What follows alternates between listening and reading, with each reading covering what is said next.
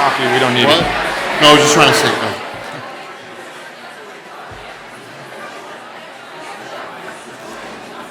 You can see it. What? You can see this? Yeah. Go ahead and read yours. Good evening. And welcome to the 2024 Making an Exoneree Showcase Extravaganza.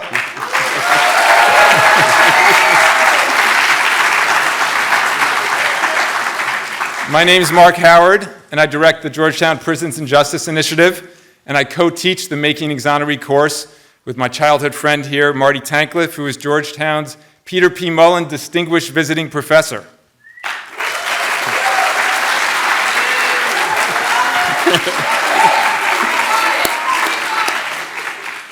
We're here tonight because wrongful convictions are a tragic yet truly pervasive injustice within our legal system.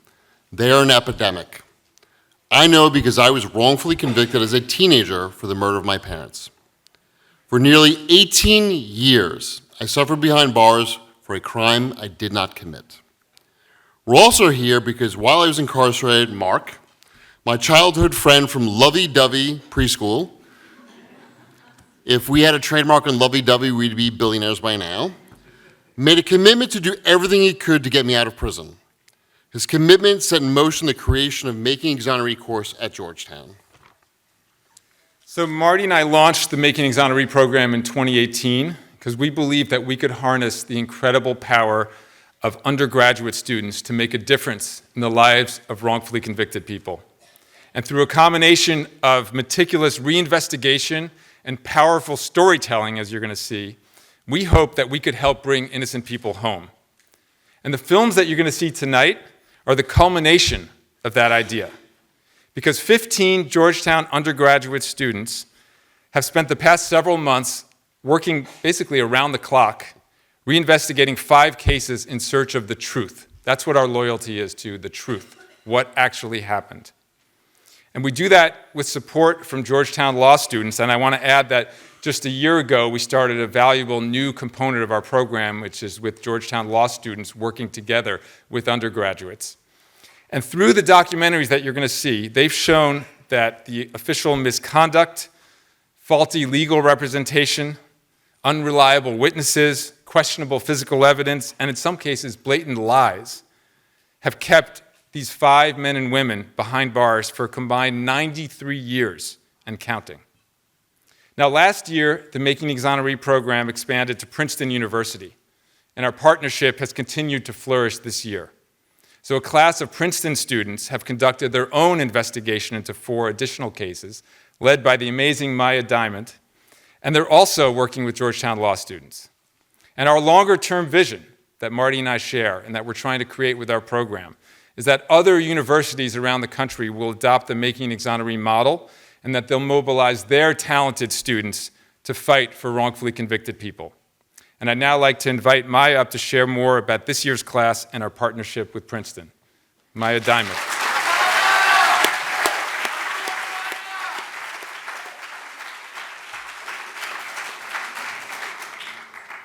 I'm just going to read what you wrote. Hi, everyone. My name is Maya. I am the Princeton professor of the Making an Exoneree course, and as Mark and Marty already discussed, this year I have 12 of my own wonderful students, and we're borrowing some Georgetown Law wonderful students to work on our own documentaries. They asked me to speak a little bit about the program at Princeton, but what I think you really need to hear or see or think is that we being here, our team being here today, is a testament to what it looks like when you have a bigger vision. When you have an injustice that happens to yourself, to your community, to your past, which we all have, whether we know it or not, and you look beyond that one individual injustice to think about what it really means to make systemic change, and to even think beyond your own individual university to think about systemic change. And so we, the Princeton cohort, are here as living proof that you can make a bigger impact than just in your own backyard and just in your own university's backyard. You can dream bigger, and you should, because it will have real change. Last year, we had 4 cases at Princeton for the first time. We have 2 people that are out or on the way out already.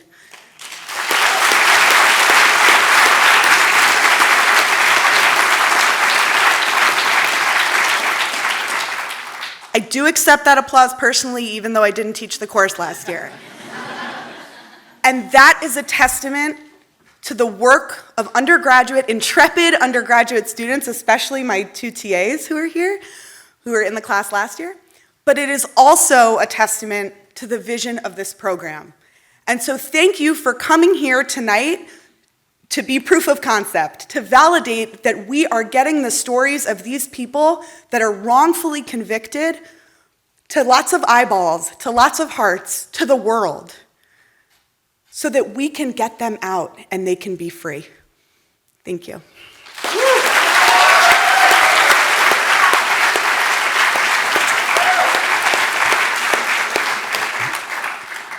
Thank you, Maya. We're looking forward to seeing your students' final documentaries on May 8th at Princeton and virtually. A few more words of thanks. The students' work would not be possible without the guidance of many experts who share their insights with the class and work closely with the students to take a fresh look at decades-old evidence and testimony. And as you can see this list up there, it's quite extensive. And every year it continues to grow because as this program expands, more and more experts want to help. We'd especially like to thank Adam Deutsch, who's in the audience tonight.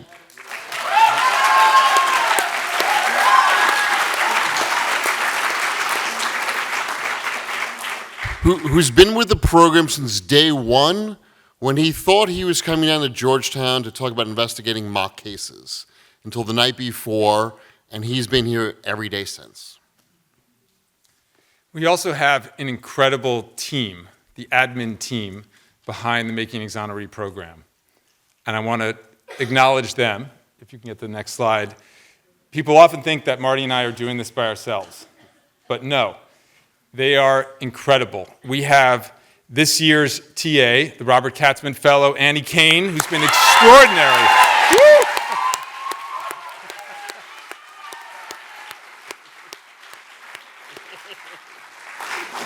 We have the PJI Deputy Director who hates when I call her out, Kate Chamberlain, who's amazing. We have Dr. Amanda Lewis.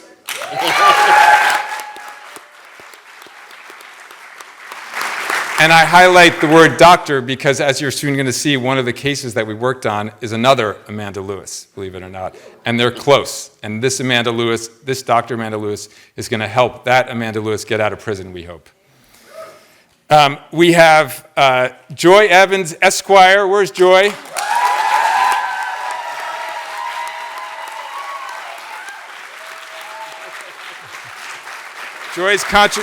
Her contributions to this program are immeasurable, and we can't tell you how much we appreciate you and look forward to working together for many years to come. We have Katie Baskin, who makes my life easier and better every single day we work together. We have Sullivan Goudreau, a.k.a. Sully. Where's Sully?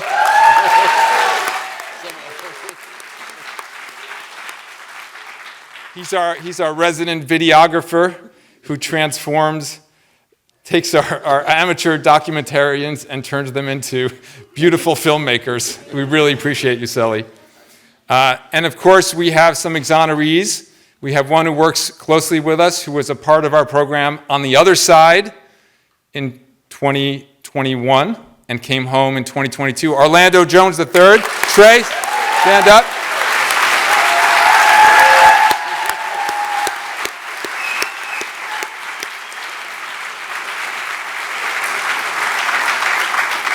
And all I have to say is 37 years, 2 months, and 1 day. Let me say that again, 37 years, 2 months, and 1 day in prison for a crime he didn't commit.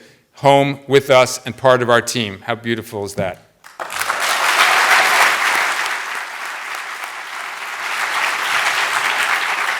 And then we also have as part of our team the most famous exoneree in the world, Adnan Syed.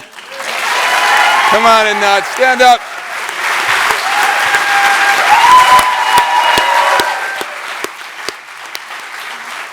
It is such an honor. It is so beautiful to work with Adnan, who puts so much heart into this program, and he's lived through it, and we just love having you, Adnan. Thank you. And then I want to thank Alyssa Schmidt, who came on to PJI as an intern in communications, and it turns out a week after she started, our longtime director of communications, who we're thrilled to have tonight, but who moved on to another job opportunity, and Alyssa, as an undergraduate intern, has taken this program and made it just as good as it was under Evelyn. And we really appreciate it. She's made this event tonight work so smoothly, and we really appreciate it, Alyssa. Thank you.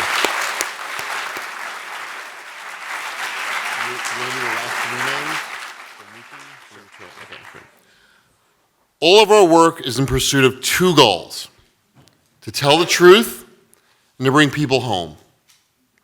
We've done just that. Next slide. Since 2018, we have been lucky enough to see 7 wrongfully convicted people walk out of prison. In 2018, Valentina Dixon. In 2021, Eric Riddick and Keith Washington.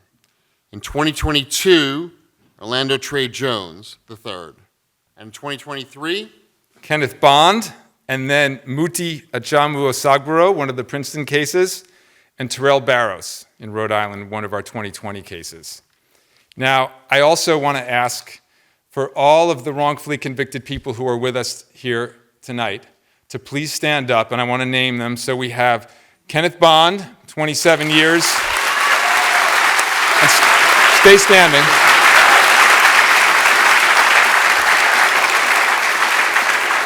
I'm not sure if he's here yet, but he's on his way from Philadelphia. Muti Ajamu Osagbaro. Is he here yet? He will be here. We'll acknowledge him when he arrives. We have Orlando Jones III, of course. Trey, stand up.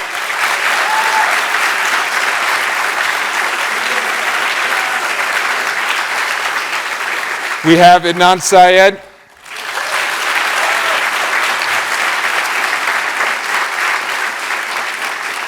We have Eric Riddick. Is Eric here yet? He's coming from Philadelphia himself, so must be some traffic coming down 95. We have Brian Ferguson. Is Brian here? not yet. Not yet. He's coming, though. We have John Huffington, 32 years.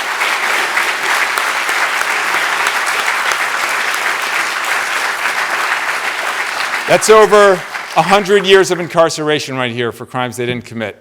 And they're giving back and they're helping others, and it's beautiful, and we really appreciate you. We have a lot of people joining on Zoom right now as well, including some others. Valentino Dixon is with us. Terrell Barros, who came home just this past September, is with us. John Adrian Velasquez, who's spoken to our cohorts from New York, is joining on Zoom, and we recognize you as well. So,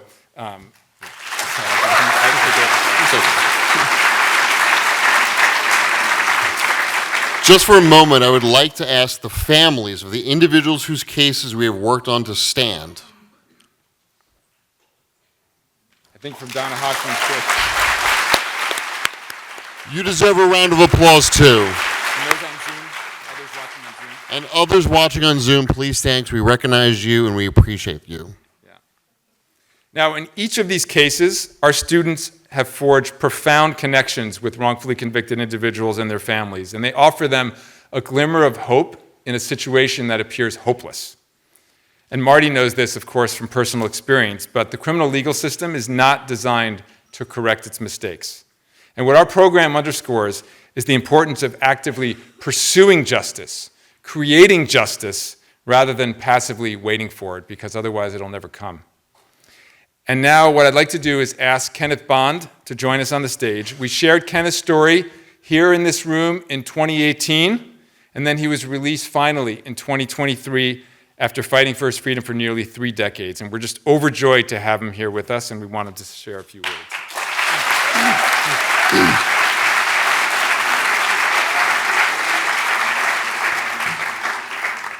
You know, while I'm sitting there listening and absorbing, taking this all in, I'm reminded of what one man could do. I think back when I first met Mark, and I think back and I think how he was inspired as a young man to help his friend. And we all should be inspired and encouraged by the work that this one man has done, the lives he's impacted and affected by his dream to help his friend. And I thank you from the bottom of my heart. If I could quickly just say this about Mark. When I first met him and he came in, he told this story, he talked about Marty, and the first thing I thought was, oh, this is what conservatives mean about these liberal professors, because because, you just felt like Mark would save the world. But that's all I wanted to say. But listen, I appreciate him. I'm here, so thank God for Mark.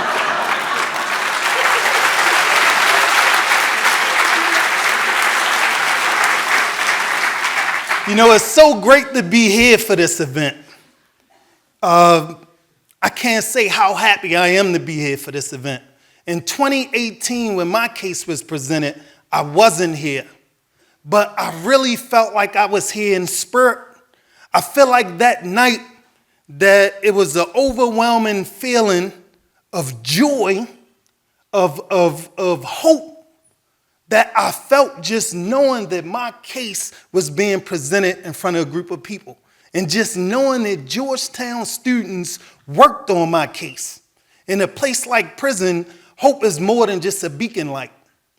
Hope is a torch that carries you and propels you forward and helps you survive in the worst type of conditions. I say that because, not to speak about my situation, but just to say what this moment means for the individuals whose cases was worked on. The hope that they feeling now. The belief that they have that they will be out. Rather, no matter what happens in the end, this hope, this blessing that you students who worked on this case bestowed upon them is a blessing. And from them, I want to say thank you.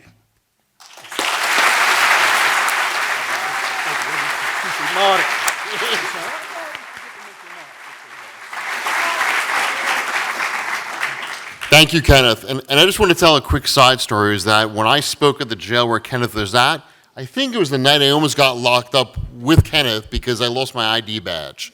And Kenneth Inc. said if you did get locked up, he would have got me a cup of coffee in the morning, so thank you. Now, before we dive into the documentaries, I want to mention that tonight's event is hybrid. We're so grateful to all of you who are joining virtually. For those of you on Zoom, we'd love for you to share your thoughts using the chat feature.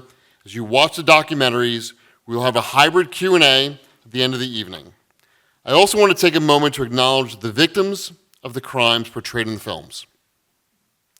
One of the most poignant tragedies of wrongful convictions is that they not only affect the wrongfully convicted, but also deny victims and their families true justice. Our thoughts are with them tonight. And I want to say to our students, to the 2024 cohort of Making Exoneree, that your hard work and dedication has made us incredibly proud. And we know that the individuals whose cases you've worked on feel exactly the same way. Because the impact that you've made in creating what we're about to see will endure long after tonight. And we hope it will continue to shape and guide you in the years to come, and also that it'll lead to more exonerations and prison releases for our program participants. And so now, without further ado, drum roll, I'd like to invite up to the stage Team Gary Benloss to kick things off.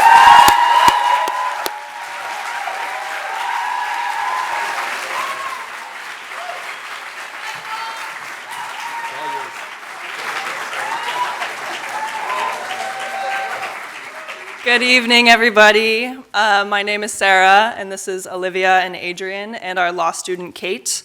And we have spent the past few months learning about the life of Gary Benloss. Gary is a loving father, son, uncle, and brother. He is a Carnegie Hall recognized musician with an extensive songbook of electronic music. He is a leader, advocating for youth developmental support and healthy communities. Gary is currently pursuing his bachelor's degree in behavioral science after receiving his associate's degree from Mercy College last year. In 2002, Gary was wrongfully convicted of a murder he did not commit. Eyewitnesses described a shooter who was 5'10", 170 pounds, dark skin, and had short hair. At the time, Gary Benloss was 6'2", 240 pounds, light skin, and had an afro. Gary's conviction relied upon the testimony of a witness who lied repeatedly in a series of acts of police and prosecutorial misconduct. Over the past semester, we have come to know and love Gary as a friend. We hope our documentary highlights his obvious innocence in a way that upsets you just as much as it upsets us. Thank you.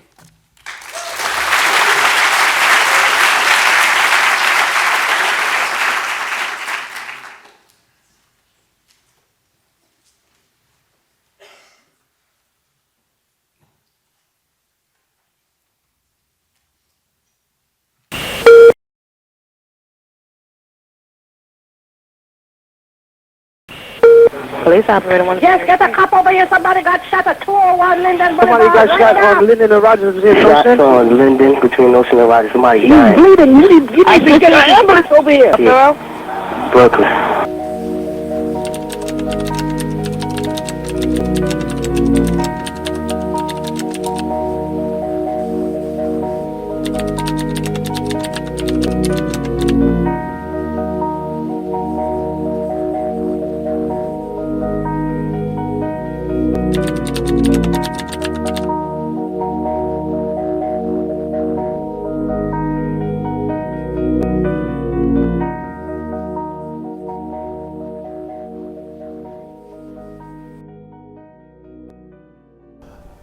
My name is Gary Benlos. I have spent 22 years, 22 long, painful, long years in prison for a crime I did not commit.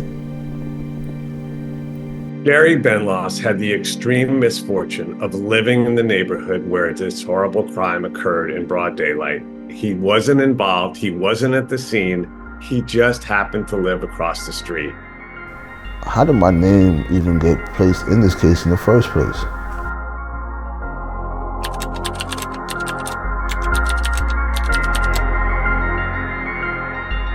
So early on in this case, the cops visit this guy Holder, Anthony Holder, who was the superintendent of the building where Gary lived and didn't like Gary for whatever reason. Now he knew Gary's nickname was Chucky, and he threw out this name, almost pulled out of thin air, the name Chucky, maybe to get the cops off his back, I don't know. Didn't mention Gary's name, his legal name, just Chucky. And then the cops developed tunnel vision from that point forward and focused, almost laser focused on Gary. Gary gets into the photo array through McGurran, Detective McGurran, who knows Gary. He suggests to the investigating detective that Gary is the man named Chucky.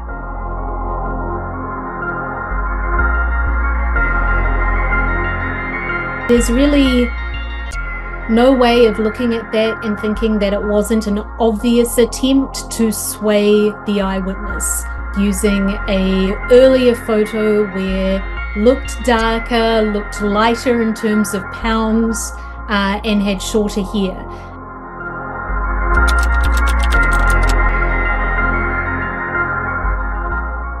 The lineup is conducted by Robert Reedy. The eyewitnesses had all talked about the height and weight of the perpetrator. What does Robert Reedy do to get around them? Sits them all down and he puts a shower cap on top of everybody. You have detectives who obviously knew that they had a problem with their suspect and were trying to mask that information to the witness. Shady practices in the past probably indicate the likelihood of shady practices in the future.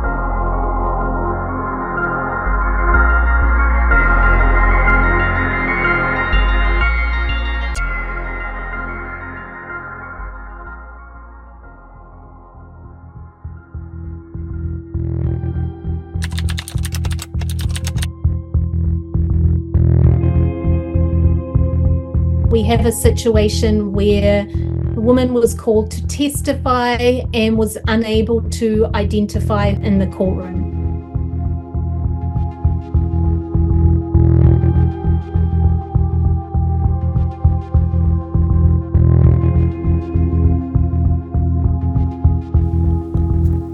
Prior to my arrest, a gentleman by the name of Roger Isaacs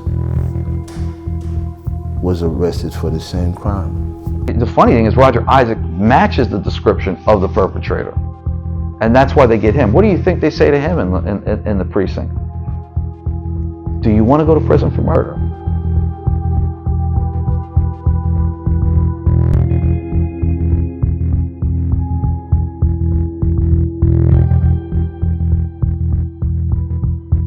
First of all, he's placed himself at various different spots. So he's been all over the place with his description of where he was. Other witnesses said they didn't even see him at the scene at all. So he probably wasn't even there. And third of all, he made up a scenario where he said that not only was the victim shot, but there was another victim, a little girl who was shot. But that never happened.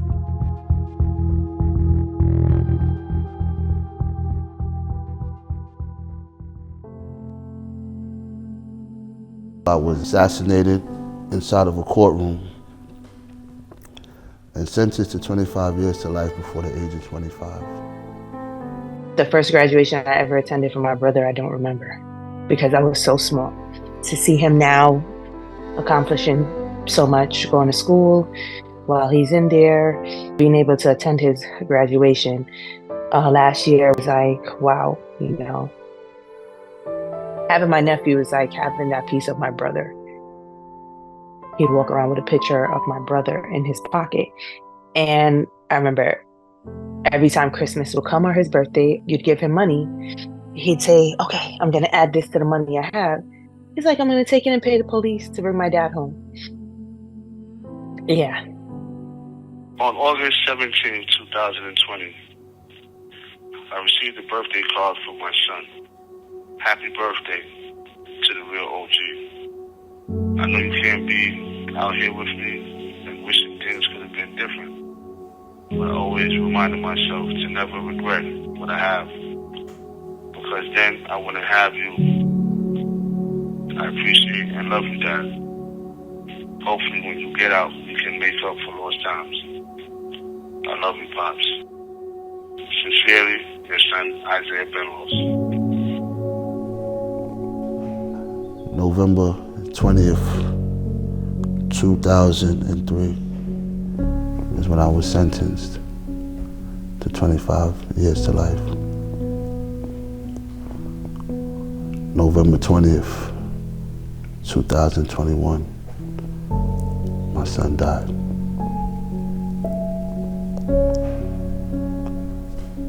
Two days of my life I will never forget. A couple hours before Isaiah's accident, they had their last conversation. And Isaiah's question to my brother was, Dad, when are you coming home?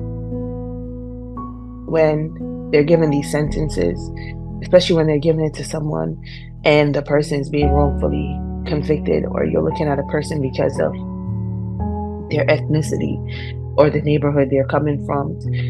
You're not looking at, you know, who is this individual? You're not getting to know this individual's story. It's like, how do you sleep at night? You know, because we can't sleep. 22 years later, here I am still talking about it. Still not free, still not exonerated, still dealing with this shit.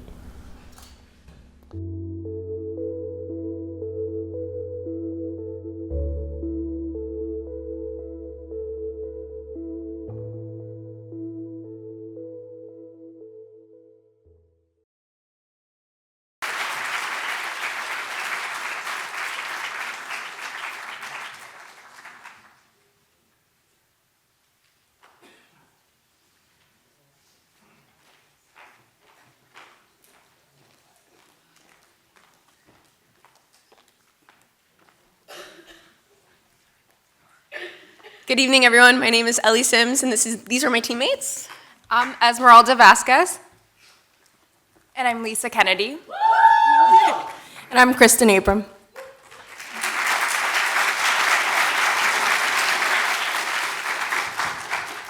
On August 8th, 2007, Amanda Lewis's life changed forever. She lost her children and her freedom in an instant. This heartbreaking turn of events was sealed by the testimony of a 6-year-old child and the beliefs of an ousted medical examiner. Amanda is among the 75% of wrongfully convicted women convicted under circumstances in which no crime actually occurred. In recent months, we've been deeply invested in Amanda's case through the Making an Exoneree course. We traveled to Florida, connected with key witnesses, and navigated the ins and outs of documentary filmmaking. We want to extend a heartfelt thank you to the family members, witnesses, and advocates who made this documentary possible. Your unwavering commitment to Amanda's innocence has been truly inspiring. Amanda Lewis is not just a case or just a number. She's a person of incredible resilience and forgiveness. She believes in the inherent goodness of people despite enduring unimaginable tragedy. She carries the memory of her daughter Adriana and her son AJ with her every day. Amanda, thank you for changing our perspective on life and our loved ones. Without further ado, please join us in experiencing a mother's grief, the wrongful conviction of Amanda Lewis.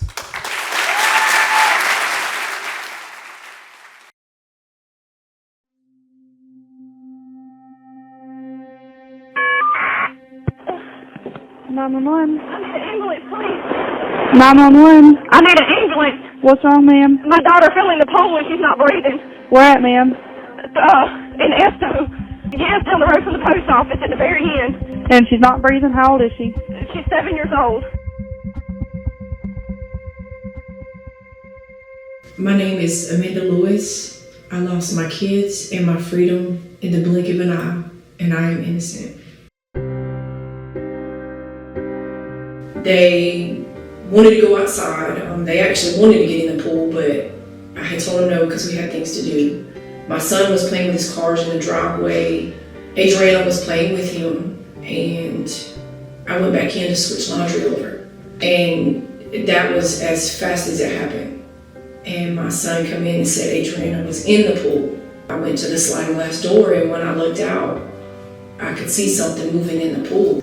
And I ran outside, and that's when I found her in the pool.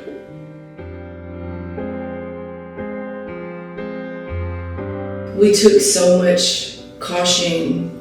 We kept the ladder locked up. I just felt like we were so careful, and now this is what happened.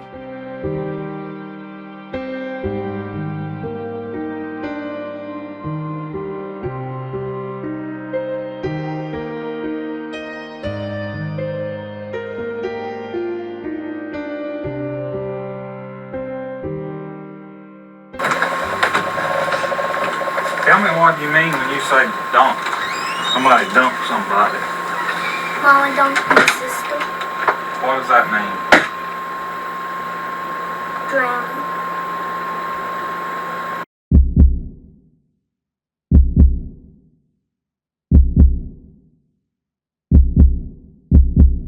The strength of the state's case could be distilled down to one factor, and that is AJ's version of the events. He was purportedly an eyewitness to the incident.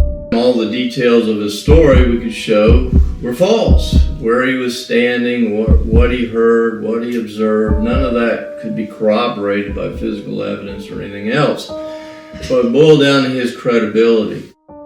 Do you know the difference between a truth and a lie or a story? No, sir.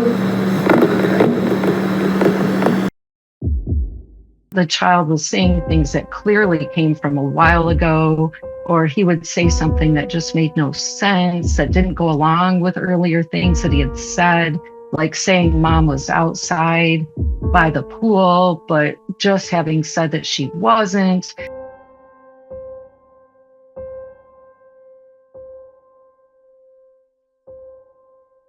In the car to go get Adriana, and then Adriana was trying to escape from Mama, and then Mama pulled her back in the car, and then once they got back home, Mama threw her back in the pool. You said that Adriana had left, and your mama had to go get her? So, Where did she go? I think she had to go to the bus stop and wait till somebody picked her up. And all this was today? And there was no like chronology, and he was saying that things happened yesterday and he went to school.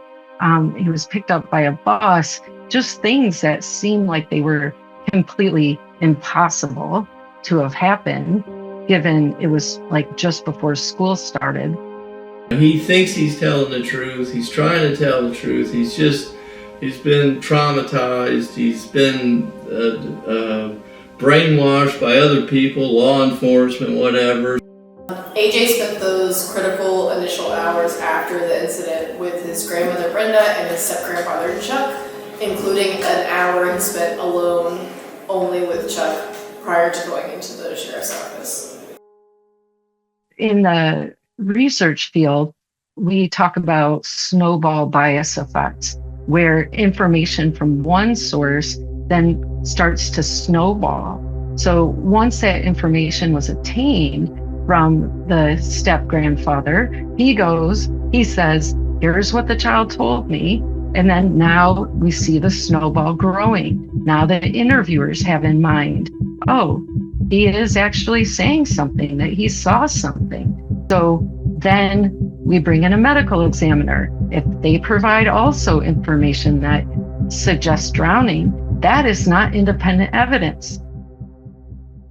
What most people don't know is that the medical examiner is a direct extension of the prosecutor's office or state's attorney's office. Dr. Siebert had been suspended prior to coming on to Amanda's case. He had been found to engage in problematic practices which led to many flawed autopsies.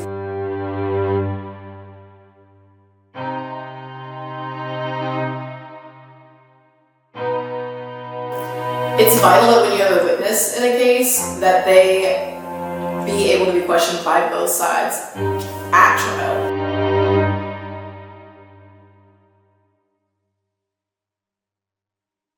Most drownings are accidents and not homicides. On the other hand, there are homicidal drownings, and in this case, I don't see anything in the physical findings and autopsy that compel that interpretation. The reason for thinking that is a statement of the young child.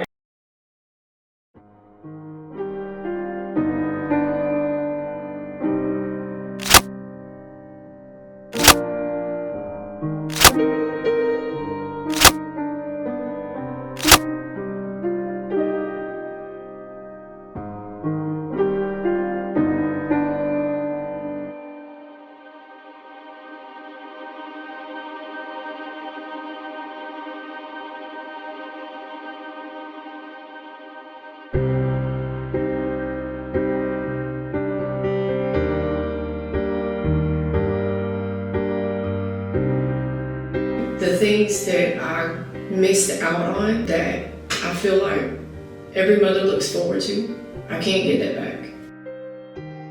I never thought that I was going to get there and they were going to tell me that my baby was gone. That feeling, I would not wish that on my worst enemy. It's time does not heal it, time does not make it better, time does not make it go away.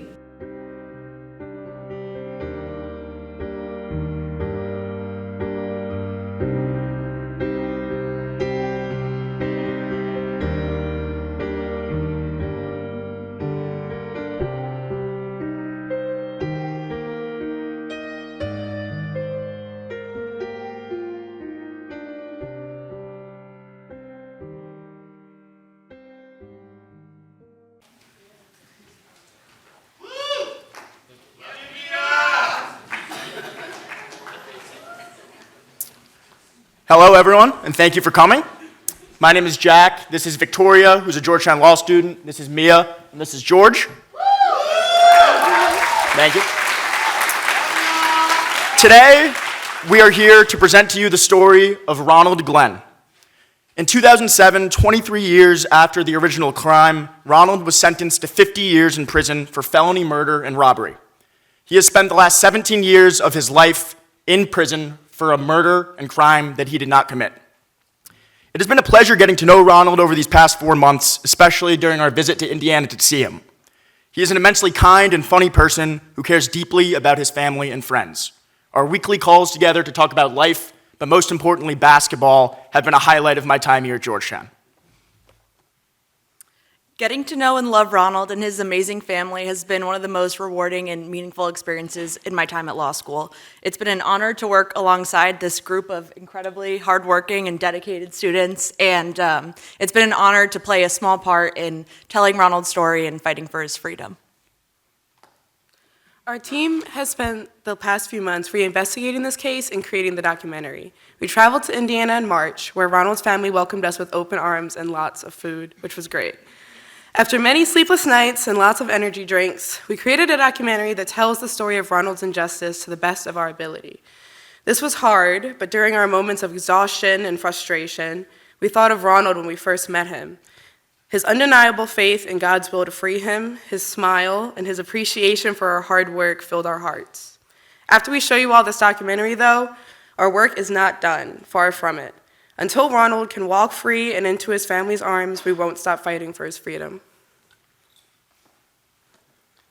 We got involved in this journey starting in January, but we'd like to also take this time to thank everybody who has played a role in fighting for Ronald's freedom since far before we've started. To Kelsey Kaufman, who has been Ronald's biggest advocate since day one. Kelsey was the one who brought this case to the program, so we would not be here telling his story without her. To Ronald's loved ones, to his niece Tamika, his sister Regina, his wife Angela, thank you all for welcoming us into your family with open arms, and thank you for fighting relentlessly for Ronald. And finally, to Ronald himself, we can't even put into words how grateful we are for your existence. Your hope, your courage, and most importantly, your faith have inspired us more than you could ever know. Most importantly, thank you for trusting us to tell your story. Now, without further ado, here is Confessions of Innocence, the story of Ronald Glenn.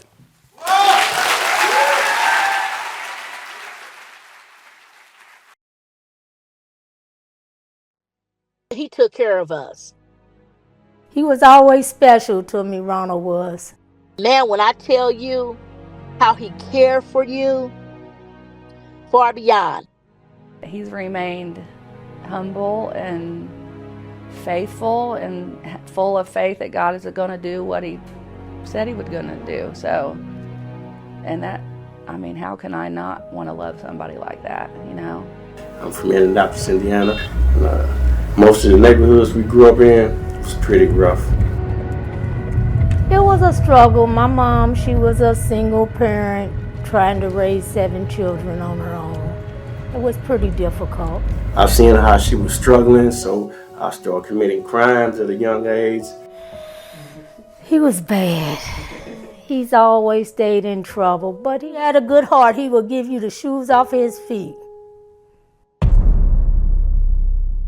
We were talking about it happened in Martinsville, and probably the most racist town. They didn't like black people. They killed them. So I was like, man, I've never been to Martinsville a day in my life. What are you talking about?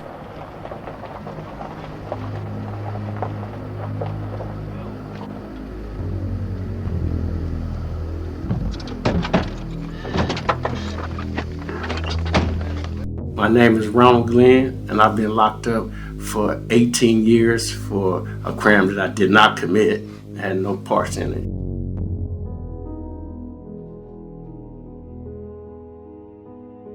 Quite often in false confession cases, there are incentives by law enforcement which include that if you confess to us now, we'll give you a lighter sentence.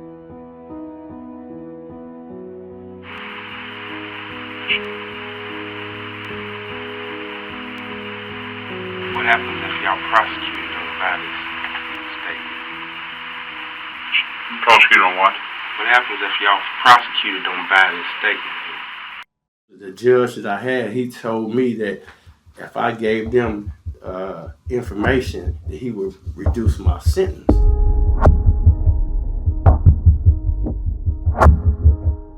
That's a very powerful incentive in order for for somebody to be able to want to cooperate. And what you see here is you see Ronald trying to cooperate. A high number of false confessions have been caused because law enforcement have contaminated the interrogation. Individuals who are being interrogated adopt facts that have been presented to them by law enforcement, either directly or indirectly through interviews. knife look like? A big kind of knife, about that big when it opened up. Closed, when it was closed, kind of. Single blade? Yeah. Anything outstanding about the cover of it, or the grip, or the handle, or the... It has some red string or leather. Stitching or something like that? Yeah. So the timing of where did each detail come from, and who mentioned each detail first, and where was this brought up and in what context, that really matters. I saw the pictures before I even talked to Martinsville police. Like, I described what the knife looked like, but I saw it. I saw it with the Indianapolis police. Now, anything that comes out of his mouth after that, we cannot be sure whether that is from his independent guilty knowledge of being there, or if that's from the information that they showed him.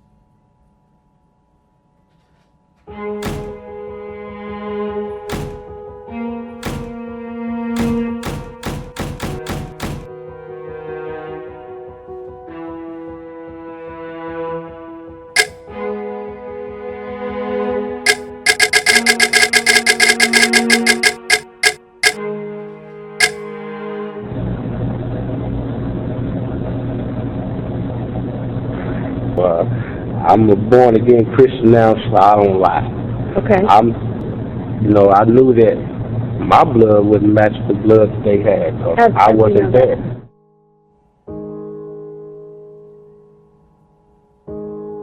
They were unable to link him to Easley, the person whose DNA was on the scene. His name is Alfonso Easley, and that's whose DNA was there. And I was like, hey, I don't know that man. I've never met that man. 20 years, there was no new evidence that linked Ronald to this crime. So what they did was they did this argument where they lived within a few blocks of each other in an urban area with thousands of people. I mean, it was just like improbable to me that you could tie like these circumstantial things together just because these two individuals were in the same neighborhood at the same time. It's like, wait, guys, this is like a huge neighborhood.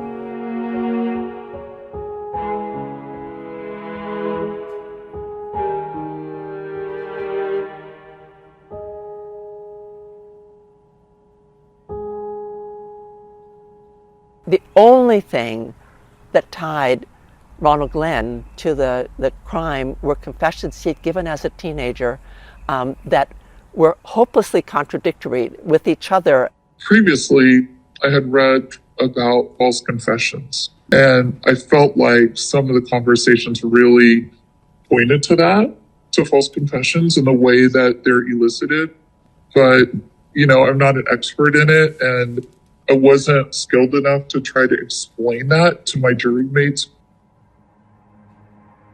A jury in this case, they would have absolutely no reason to believe that this was a false confession if they didn't know what to look for. At the end of the day, it's like a lot of people in the room against me.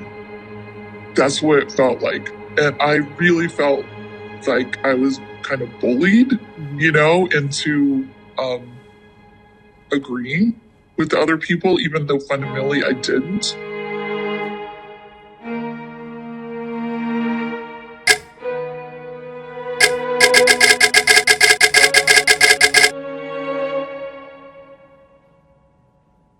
I had a heart for someone who was in that kind of position, because I can't imagine myself being in that kind of position and what I would do. And we got married in 2016 on his mother's birthday. And here we are. We've been fighting for his freedom ever since. We're not getting any younger. We're getting older. I'll be 66 tomorrow, so I'm getting old. And I love to see my brother home. I really can't put it into words, because we can't buy the time back that. I don't know what my uncle all been through in jail, because he don't tell us them type of things, but I do know this. I would be overjoyed. I would be excited, because we really need him home. We really do.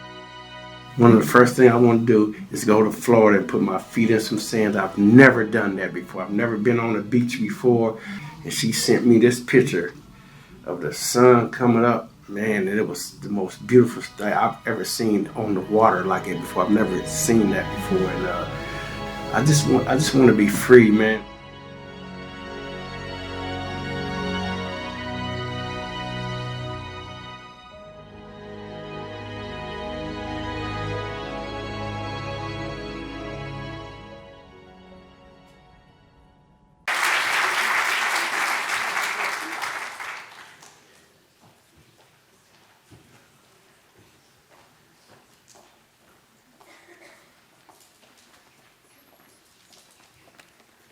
Hi, I'm Hannah.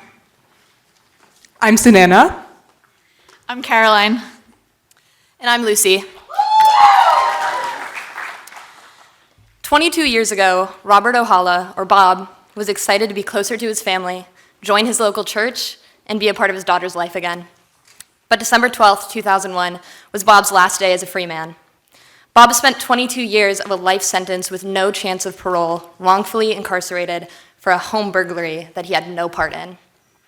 Our team has spent the last 4 months reinvestigating Bob's wrongful conviction, even traveling to the Florida Panhandle to do some door knocking and, as a result, having a few run-ins with the law ourselves. But most importantly, over the past few months, we've got to build a beautiful friendship with Bob, something we'll all cherish forever. As a law student, I've been providing legal context on the case, including investigating potential release avenues and working towards securing Bob legal representation. Getting to know Bob has been a privilege, and we will continue to advocate for Bob exoneration long after this class ends. Bob is one of the most intelligent, resilient, and empathetic people we know.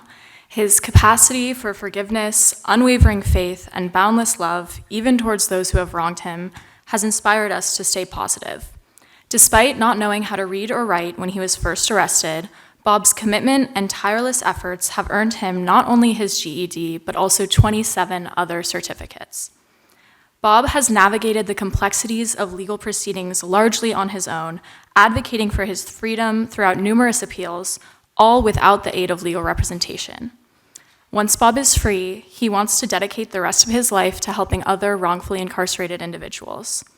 Bob, your tenacity and compassion are one of a kind. You inspire us to be better people and fight the uphill battle for justice every day. To Bob's sisters, Debbie and Renee, thank you for your persistence in pushing Bob's case through to us here at Making Exoneree. Without your advocacy all these years and love for Bob, our work this semester would have been impossible. To the Making Exoneree faculty, thank you for your support all these months. We want to give a special thanks to Amanda for helping us in the reinvestigation process, and Joy for tirelessly working to schedule our legal calls and visits. And to Bob, to know you is to love you. Thank you for trusting us to share your story and amplify your voice. Now please enjoy Hear My Cry, the untold story of Robert Ohala.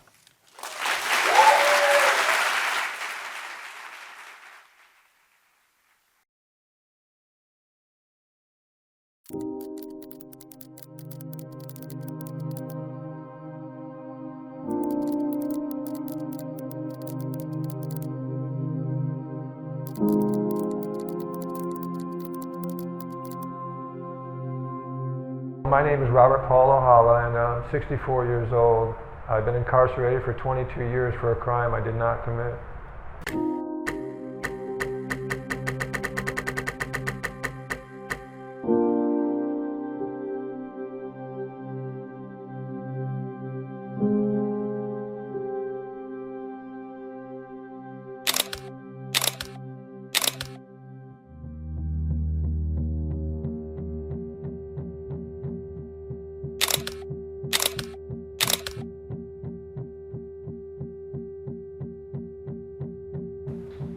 I'm going home, and I go to turn in to go down my father's street towards the beach, and there's 4 sheriff's cars sitting right in the grass. And I go, whoa. And this officer gets out, he's got a gun pointed at my face, and he says, put your hands up. Now I'm confused, put my hands up or turn off the truck. Well, I get to the sheriff's department, and I said, what am I here for? You know what you're here for? I said, no, I don't, I really don't. Oftentimes we're focusing in on them as suspects on very flimsy evidence. It's not real evidence.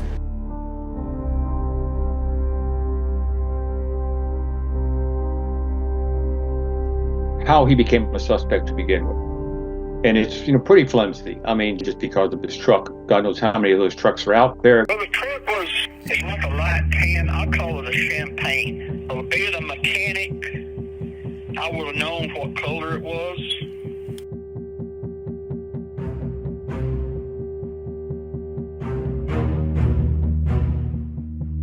10 minutes later, they said, "We got some people that want to see you."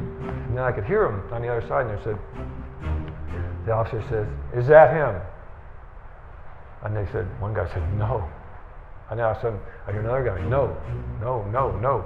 Anytime you hear a witness say, "That's not the person who I saw," or "That's not the person who committed the crime," you really should pay attention to that, because that type of evidence is indicative of innocence. So what they did as an ID procedure was Bob's father came in the next day to pick up his truck, and they asked him if he wanted to pick up his tools.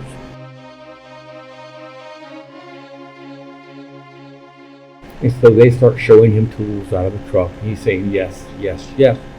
And they show him the hammer, and he just automatically says yes. So at some level, you've set him up to confirm that all the tools are his. And I mean, a hammer's a hammer, unless there's really something distinctive about it.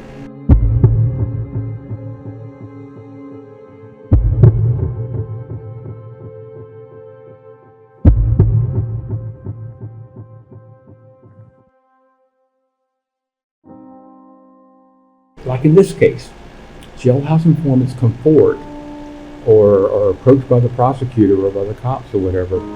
It's when the case is falling apart, when there's a lot of problems with it. And so the jailhouse informant is heaven sent. They're going to answer all of our questions. They're going to solve all of our problems. My name is Jared Millender. I was a jailhouse informant in Robert O'Hala's case, and I was the perfect jailhouse informant.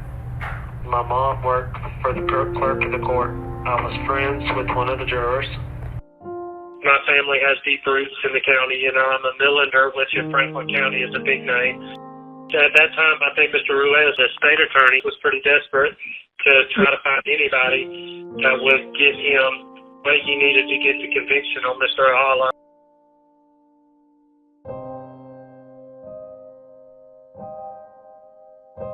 My attorney, which was the public defender at the time, named Kevin Steiger, came to me and told me that the state attorney, Adam Ruiz, approached him and said that they would give me a lenient deal if I would testify against Bob O'Hala.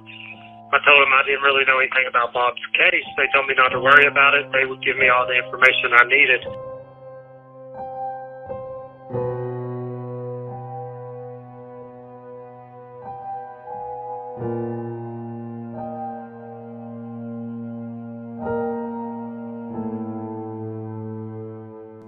With a 6-person jury, there's social pressure as opposed to, trying to persuade you with facts and evidence. And I was even trying to convince them. They just didn't want to hear it. Like I said, by the third day, everyone's like, "Look, I'm done. Just want to go home." And, small town like that around here, how much does it happen everywhere else? It was never proven to me 100%, no doubt in my mind, that he was there, he did it. I said, "This is going to get straightened out. It's got to get straightened out." My heart broke when they took me to prison. My brother has always had a big heart. Me and Debbie and Bobby were just like one whole unit, that we had to help each other survive in this big world, That's just how it was.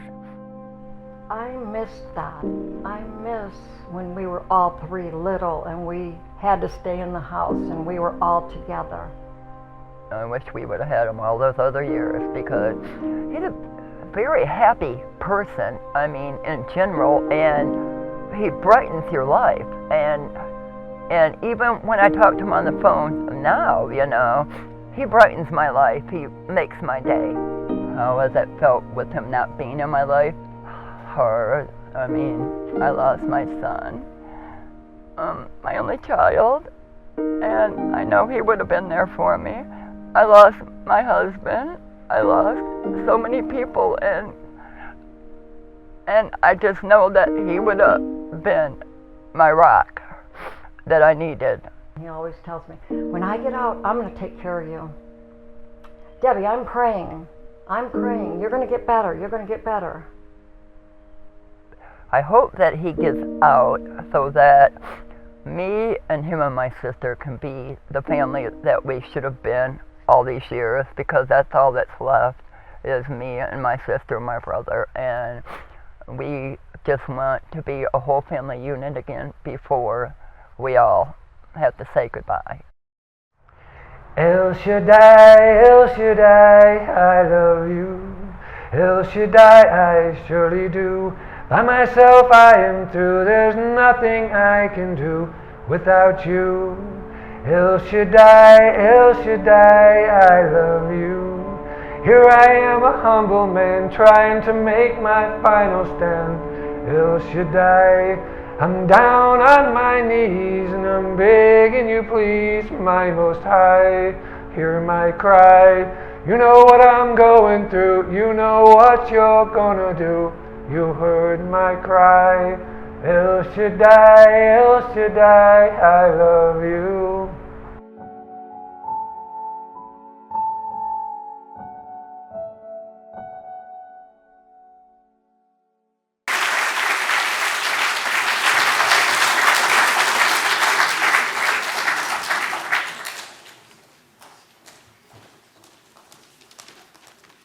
Hi, everyone. Thank you so much for joining us. My name's Veronica.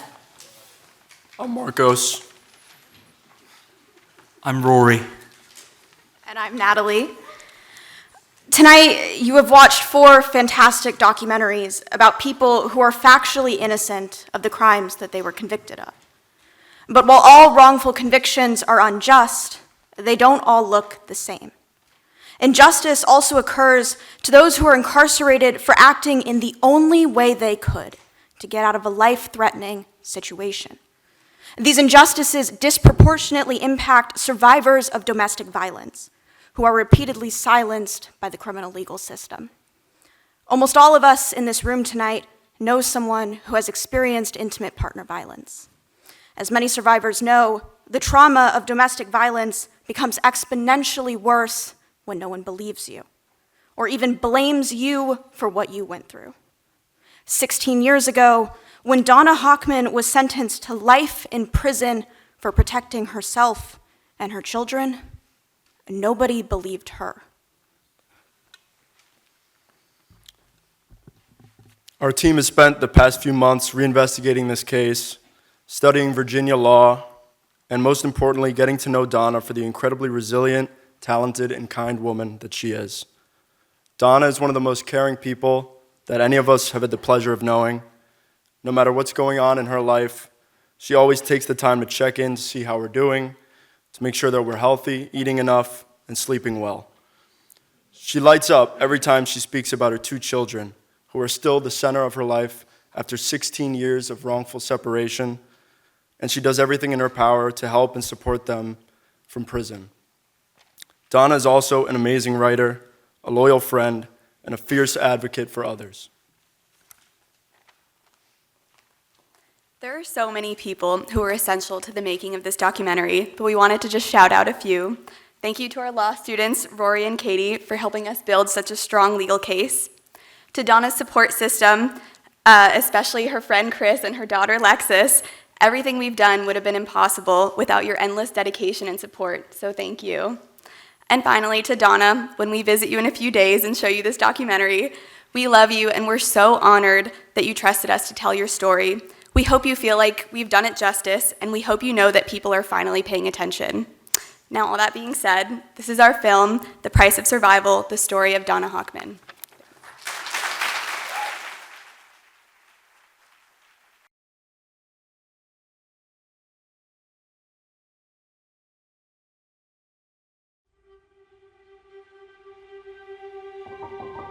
At my trial, I was made to be a murderer.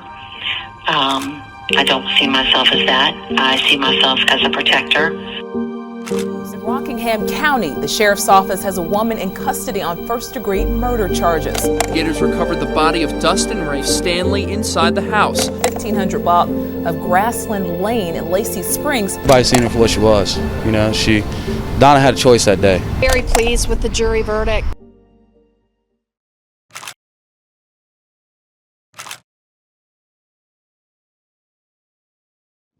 911, where's your emergency? It's 1553 Grassland Lane. What's going on? My boyfriend, he ripped off my clothes and put his hands around my neck. What's his name? His name is Dustin Stanley.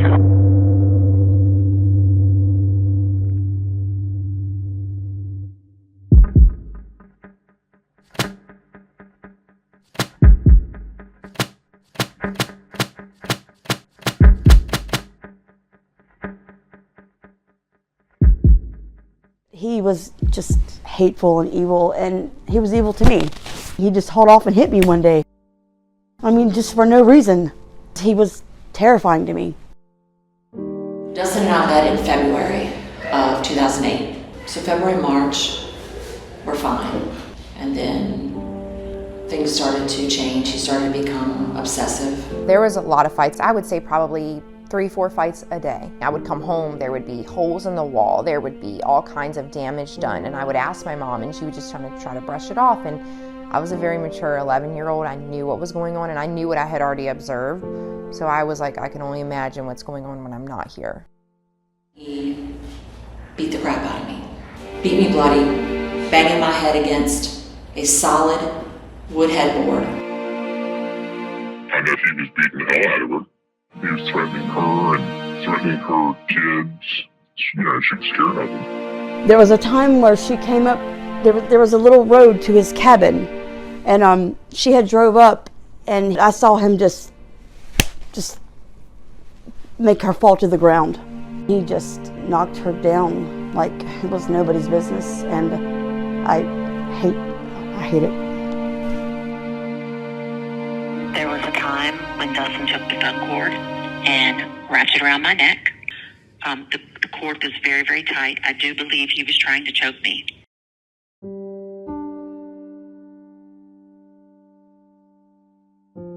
On June 21st, I filed a no trespass order on Dustin Stanley.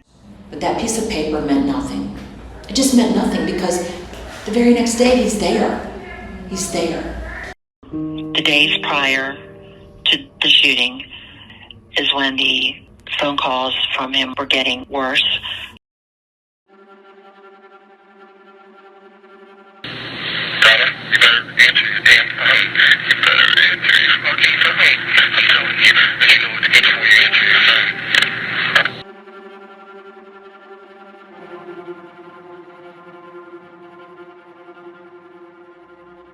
And has his knife out and said, I'm gonna kill your fucking son and then I'm gonna kill you. What we've also been able to find in the research is that if someone threatens to kill you, if you don't change XYZ behavior, that given time and opportunity, they will kill you. Like that, I've never in all of my research in all the years found a statistical correlation that was higher than that specific one. Dustin tried to enter my house through the garage door, and I knew my son was sleeping inside the house.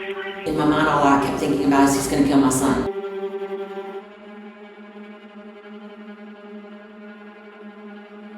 I remember, I guess after it had occurred, my dad takes me into the house, into the living room with my stepmom. And my dad proceeds to tell me, your mom killed Dustin. And I remember being 11 years old and literally saying, oh, thank God. Like, I was happy. I had no idea what was actually gonna happen in my life. Like, I remember just feeling like a burden had been lifted off me, like I never have to be around him again. I think the biggest problem tends to be in these cases that people, juries, prosecutors, judges, blame women for staying. And so the question that people come into the courtroom with isn't, this poor woman, you know, why did this person do these awful things to her that put her in a situation where she had to defend herself? Instead, they're saying, what's wrong with this woman? Why did she stay so long? Let it get so bad that like this happened. For never being in trouble before, I thought that it was about the truth. So when the prosecutor came out with all this stuff, I was blown away.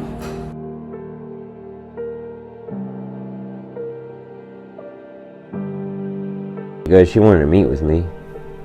And so I go to her office. I was by myself. She sits me down and says, look, here's the deal. We're going to make sure you do life in prison with her, unless you say that she wasn't beaten. You're getting life in prison, or you can have your life back. But you got to say that she wasn't beaten.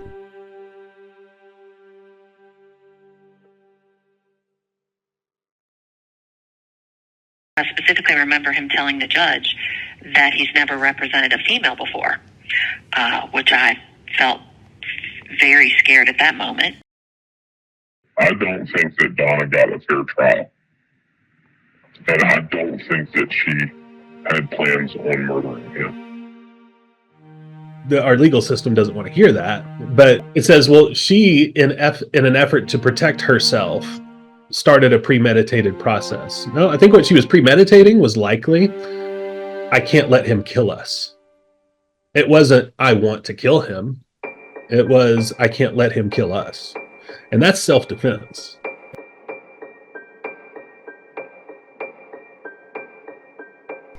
And I remember like that feeling, like that magnitude of like just like feeling like your life is over. It's almost like someone's dead, but they're not. It's almost harder because they're here, but they're not. You can see them, but you can't. You can talk to them, but with stipulation. You know, that's the hardest part about all of this is not being with your children. Because no matter how old they get, no matter how old I get, they're still your children. And to know that you're incarcerated for protecting yourself and one of your children is one of the hardest things to deal with.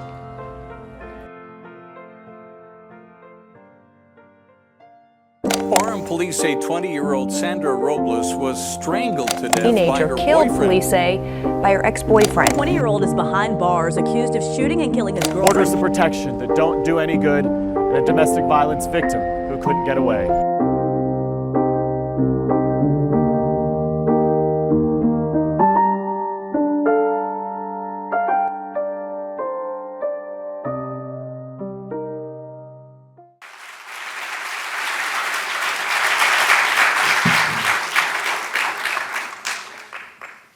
Wow. We've seen versions of these already, but it sure hits home, especially watching on the big screen with this audience. How about a huge round of applause for what these students have done in one semester?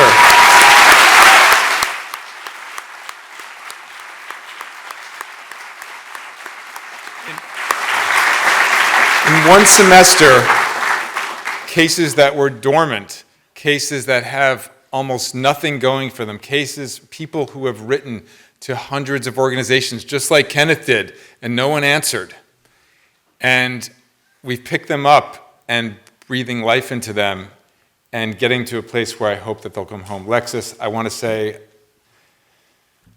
I'm sorry for what this system has done for you. You could very easily have been a victim of that violence, and you've suffered for so long with your mom, and you do it with dignity, and I hope that we're going to get your mom back. Thank you for coming.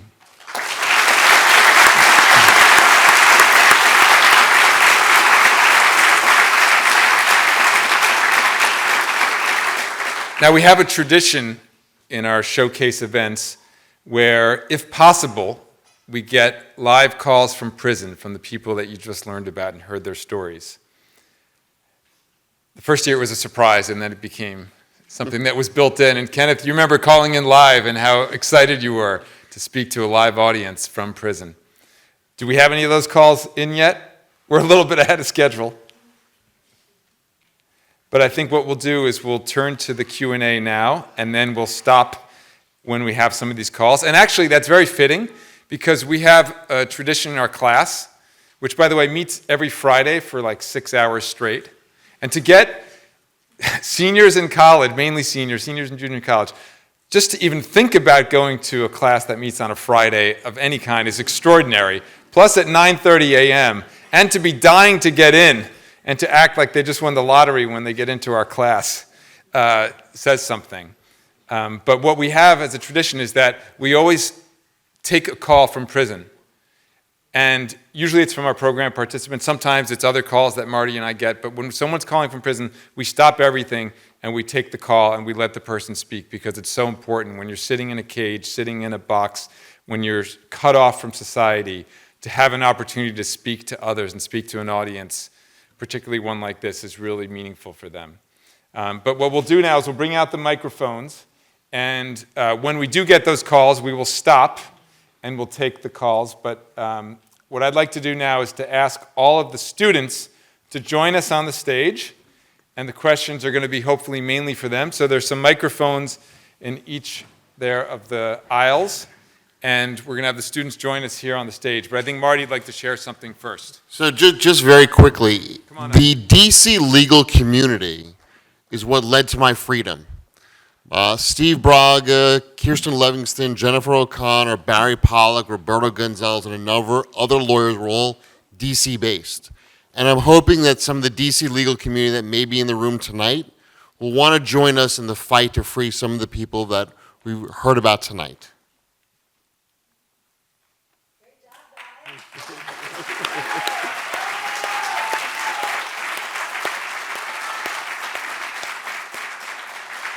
So don't be shy, please. We've got 2 microphones here, and we've got these amazing students ready to answer any questions you might have. Hi, thank you so much for the wonderful work that you presented. It was really an honor to be here among so many amazing and accomplished people that have been advocating for such incredible causes for so long. And so I wanted to ask... Oh, okay. Sorry, this is what we do. She can hear what it sounds like. An inmate at the Indiana Department of Corrections, Putnamville Correctional Facility.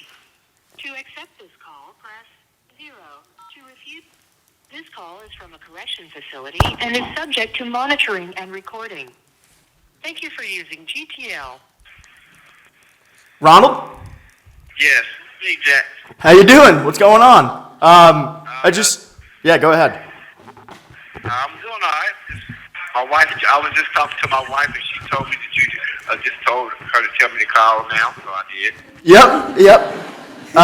Yeah, I just wanted to say we just showed the documentary. We got a ton of people in this auditorium. If there's anything you would like to say, just a brief moment, just if there's anything you'd like to say to this crowd. There's a lot of people that saw your story, that believe you, that love your story, and are here supporting you. Okay. Well, I just want to say I just thank God for giving me an opportunity for people to hear this story. I know a lot of people don't know how many people go to prison and wrongfully convicted. I just want to thank Georgetown University for just being interested in my case, and I want to thank these 4 amazing students, Jack, George, Mia, and Victoria, for being a part of this. And I just want to say, my wife had told me that a guy got up and spoke, had been locked up like 20, 30 years. My heart went out when she told me that, because I know there's a lot of people that this happens to, and people need to be aware it could happen to somebody's family member. And it's a lot of things that we lose that we can't never get back. Like I had 2 sisters and my brothers that passed away that I could never say goodbye to them. It's just it's been a rough road, but I got the Lord on my side, and I got strength, and I got faith that somebody is going to help get me exonerated. And that's what I'm after, and I'm hoping and praying that whoever listens to this, that someone has compassion and they just be a part of helping get me exonerated from this wrongful conviction. And Jack, I love you guys, man. Y'all some awesome students, man. I just really appreciate everything that I've done, and I want to thank my friend Kelsey Kaufman for even directing me to your university to help me, and I just really appreciate that. Well, we just want to say thank you. Obviously, there's no need to thank us. You're the one that we're here for, and we loved hearing your story, and we'll talk again on Monday, I'm sure. We can talk Pacers basketball, but otherwise, it's been great to talk to you again, and, we'll hopefully be able to get you to watch this video. All right, I will, man. Thank you, man. Here's a round of applause. Woo!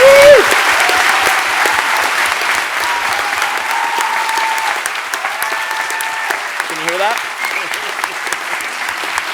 It's all for you.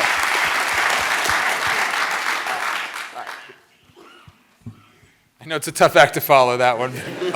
We'll get back to your question now. Oh yeah, no, that was wonderful. Thank you for sharing. I wanted to ask, clearly the kind of dedication that you all have to the cases of the people that you work on doesn't end after just one semester. So I wanted to ask, in addition to sharing the documentary and promoting the stories of these wrongfully convicted individuals, how else do you plan to kind of continue the fight for them after the semester ends? How do you plan to continue to fight for them after graduation? And what can we do as the Georgetown community to continue to support you? Someone want to step up and answer that? We obviously have things to say too, but love to hear from one of the students. Come on. Go ahead. Let's go. Come on, Brooklyn strong. Okay, I'm one of the students working on Donna Hockman's case, and like you said, the work definitely doesn't end with this documentary. In our case, we actually have been working with the Virginia Redemption Project, who sometimes does pro bono work for wrongful convictions, and especially survivors of domestic violence. And we recently got them to agree to take on the case in a certain capacity, so over the summer and the next few months, we'll be working with one of the attorneys there to get them onto Donna's case and to do our best to get her home. So that's how we're going to be handling the next few months.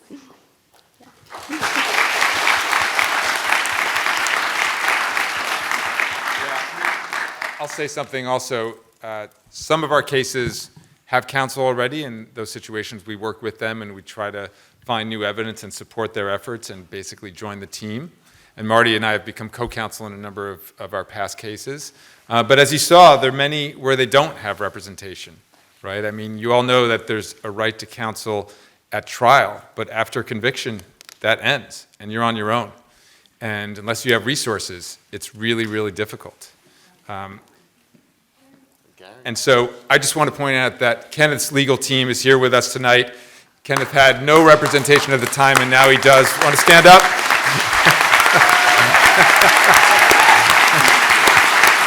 And that we're joined by the Mid-Atlantic Innocence Project as well. So that's what we're trying to do, is get representation, get support, get momentum, get media coverage, and get people home. And now we've got Gary. At the individual's facility to communicate with them. Thank you for using Securus. You may start the conversation now. Gary. Hey, Gary. Yo, what's up, everybody? Not much. You're talking to a room of like 150 people right now. No pressure. But we all love you, so. Of course, I love y'all right back. I can't tell. What we having? We having the Oscars at Georgetown tonight? You got your That's tuxedo right. on? Gary, you got the You know what? on? You know I do. Full green. Yes, sir. Yeah, what's up? So what's up? How's everybody? We're doing well. If there's anything you want to tell, I mean, the audience just watched the video about your story. Your sister's in the video. Justin Bonus is in the video. A number of people. But if there's anything you want to tell the audience here, we got some other calls on the line too. But if you want to take a minute to tell the audience anything here, they'd love to hear from you. Of course. Well, first and foremost, let me start by thanking Mark Howard, Marty Tankliff, and his 4 amazing students, Olivia, Kate, Sarah, Adrian, for their hard work and dedication, devoting their time, their heart, and believing in me and this project. And for all of you who have saw the documentary, if you would like to know more about me, or you have any questions or any comments, please log in tomorrow on Instagram at Free Gary Benlos. Yes. That's right. We're gonna have us a nice little Instagram live session tomorrow at 9 o'clock. Yes, sir. All right, so log on tomorrow, May 2nd at 9 p.m., and we're going to get it in. Turn up on Instagram Live at Free Gary Benlos. At Free Gary Benlos, don't forget it. Yep, and feel free to visit www.freegarybenloss and get yourself more, breast of what's been depicted in the documentary is so much more, and it will lead you to other different doors. And trust me, you're not going to be disappointed. All right. Well, thank you so much for calling, Gary. You know you got hundreds of people supporting you here, and yes, and I love you all, every last one of y'all, man. all right, we love you too. Thank you, Gary. Not a problem. Thank you. All right. All right, Bob, we have you in an auditorium filled with people who just got to hear about your story, and you should have heard the applause radiating from this room. I think they mostly loved your singing, yeah? Did you guys love? But you've got a room full of people right here. You want to say anything? Yeah, I want to say something. Today's the day of thanks. I want to say, well, without further ado, the first recipients are Mark and Marty. Mark and Marty, I want to thank you. Can they hear me? Yeah. Okay, I want to thank Mark. I want to thank Mark and Marty, for Mark for getting Marty out and saving him, and then making all this possible, but because without him, none of this would happen. Much love. And then I'd like to thank Miss Joy. I have so much joy for Miss Joy down in my heart, and I love you, Miss Joy. Thank you. Now to all the other team members that worked hard to free all the other wrongly convicted people, thank you. Those are my brothers and sisters. And now to Team Ohala, you girls rock. Queen Bee and her 4 angels, Amanda and her angels came to Bosby Face. Yeah, I love you all. Thank you for giving me hope when there was no hope at all and loving me first. Dr. Amanda, Miss Lucy, Miss Hannah, Miss Skeeter, and Miss Carol. You taught me you could only, man, I'm telling you guys, I love you so much. You taught me you can only have a friend if you're willing to be a friend first. Second, you treated me as an equal when all others did not. Finally, never let anyone steal your joy because they have none of their own. And always remember, treat people how you want to be treated, and everything in life will be yours. That's all I have to say. I love you all to death.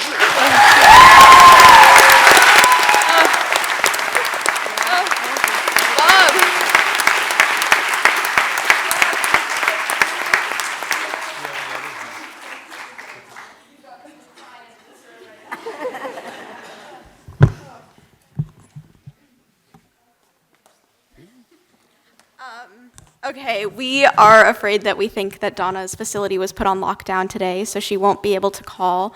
But we would love if her daughter Lexis would come up and say a quick word on her behalf.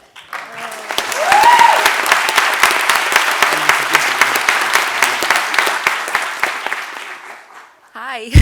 So I know that if my mom could be doing this, she would want me to say thank you. She said take lots of pictures and say thank you to everybody. So I'm going to take lots of pictures, and I'm saying thank you to all of you who have watched here and online, and thank you to the students. You have no idea the impact that you've made, not only on telling my mom's story, but I was not speaking to my mom for roughly like 4 years. I pretty much wrote her off. I thought she was crazy. And just pushed her away. And actually their text to me asking me to be a part of this was what kind of sealed the deal for us to be reunified, and that's a huge deal. And I'm just so grateful for that because I never would have known the truth. I also owe Chris, her friend, who had nothing in this but to just care and love her, and he has never given up on her. He has had unwavering just love and support for her when no one else did, and honestly, I'm just so thankful. And just please share, follow, like, comment, get my mom's story out there because she deserves to be home. She deserves to come home.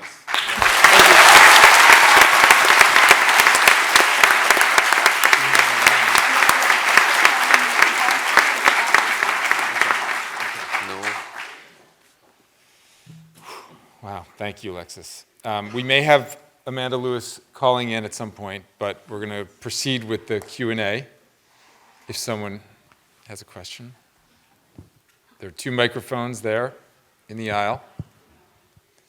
Adam Deutsch, who knows a thing or two about this program. I'm coming with the same question I always do. For the students following this class, how many of you have changed your career path as a result of this class? Sorry, also freshly wiping the tears. I wouldn't say I changed it as much as it 100% solidified what I think I need to do with the rest of my life. And I'm really excited to keep doing it, especially alongside all of these badass people who are willing to do the work and spend tireless hours and nights and days doing this type of stuff. So it solidified it for me. I guess that didn't change it, derail it or anything, but definitely solidified it.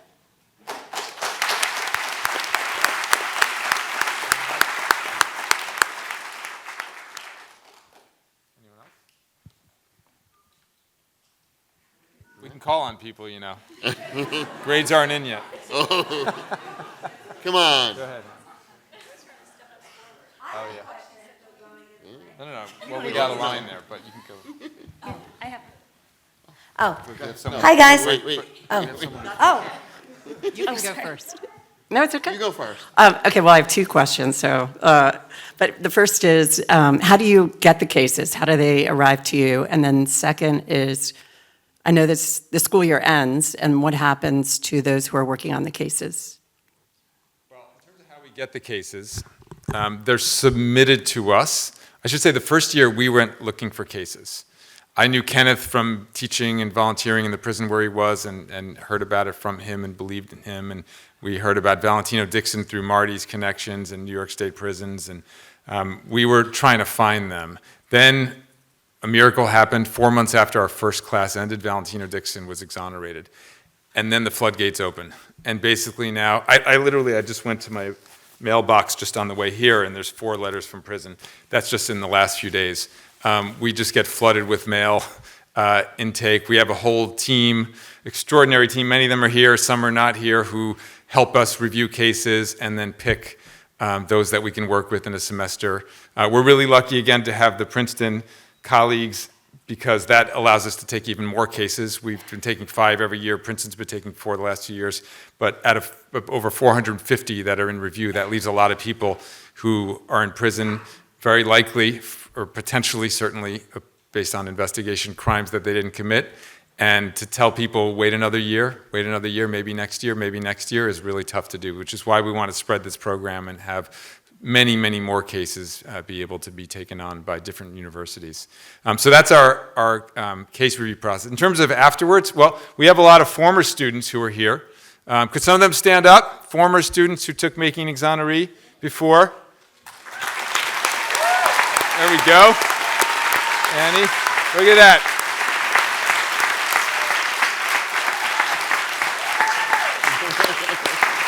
And they stay involved. Let me just say that. They stay involved. They still get the calls from prison. They still visit. They're still working. They're still committed. They still view it as their main life goal is to be there at those prison gates and walk someone home, which is what some of the people in our program have had the good fortune. As you saw in the pictures that were up there before we started the event, when we get to walk someone out. Sometimes it's very short notice, sometimes it's far away, but as much as possible, our students come and they're there and they're present, regardless of whether they graduated, a few months earlier or a few years ago. And even maybe one day it'll be, 10 or 20 years, we hope not, but our students stay committed. It's extraordinary, it's inspiring. And just to give you an idea, yesterday I was on a Zoom call with 2 of Annie's teammates and another lawyer talking about the Sarah Pender case. Jacob's right here, too. There he Jacob, is. oh, yep, there he is. He was on the Zoom. Yeah. First, John Brookings' wife, Karen, who's a Karen. 2018 case, 2018, says that she's on the phone live with John and that he sends his love to all the fellow wrongfully convicted and those who are exonerated. Keep up the amazing work, Georgetown. You all rock. Yeah, thank you. John Brookins from our 2019, yeah. 2019 class. Adam Deutsch is still involved in that case. We have extraordinary representation, and we're asking something so basic. Test the DNA. There is DNA that was found on the victim, and they refuse to test it. They block it. It goes to the highest levels of judiciary and government in Pennsylvania. And it's shocking to what extent people will go to preserve a conviction even when they know it's wrong or even when they know there's evidence that could prove it with finality. Tara. Hi, everyone. Great job. So I've met most of you and had a chance to talk to you, and I think you're all juniors and seniors, right? So my question is, I'm guessing at this stage, most of you knew somebody who took this class probably before you signed up or tried to get in, the difficult process. And I'm sure you've heard a lot about it, but I just was looking for comments on, was it different than you were expected? Was it harder? Was it, what was the thing that got you? Because this is, you can talk about this stuff conceptually, but getting into it is so different. And I hope you all get the chance to see these people that you're helping get out. I mean, I was there when Mr. Trey back there, who I can barely see right now, got out, and it is like nothing. It's really like nothing you can ever experience. So I was just looking for your comments and your feedback.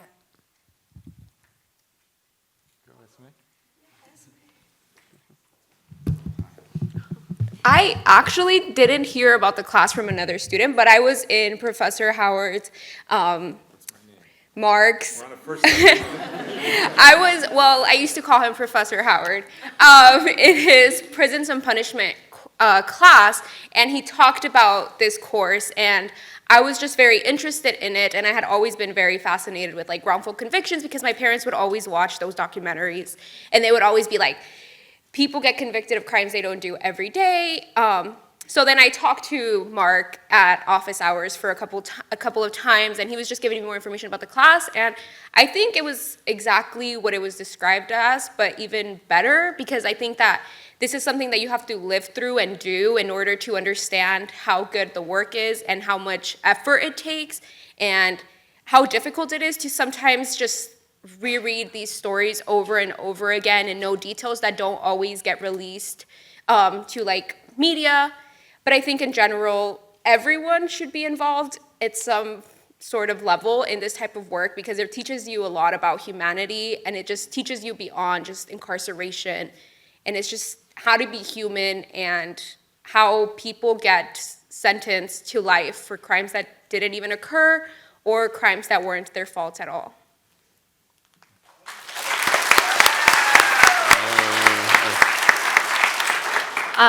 Obviously, second all of that, I also will say, like, when you get accepted, there's an email that they send, and they say, it's going to be like 35 hours of work a week. And I was amazed. I was like, how am I going to do that? It's my senior spring. This is insane.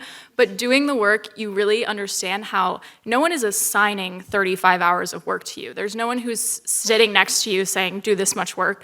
But you can't not. Like, every second of every day I spend thinking about this case, and people have asked, like, what happens when you graduate? I know I will spend as long as it takes trying to free Bob, and there's no way, I think everyone would feel the same way, because once you're doing it, it's everything, and I think 35 hours feels like a minute, because there's so much work to be done.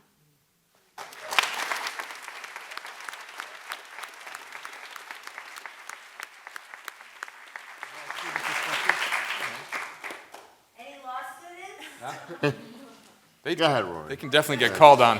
Go ahead. Go ahead, Rory. Oh, yeah. King? No, hello? Oh, wow. Hello, everyone. In true law student fashion, I'm going to have to ask you to repeat the question.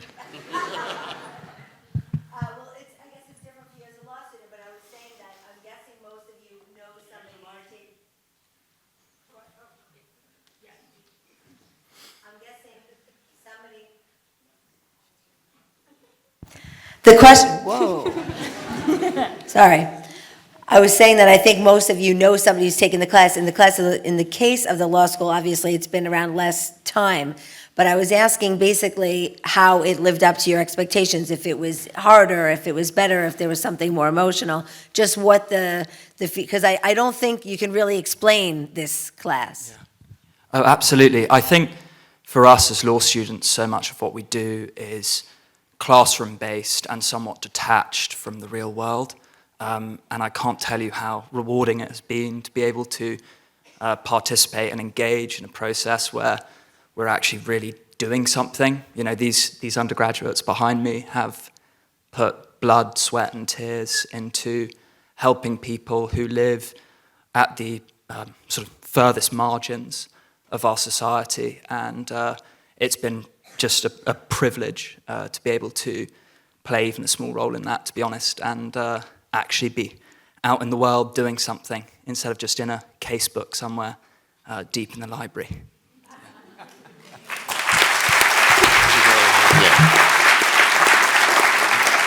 I just want to say there have been several of our students who have actually gone on to law school and gone on to work at Innocence Project and have helped to exonerate other people.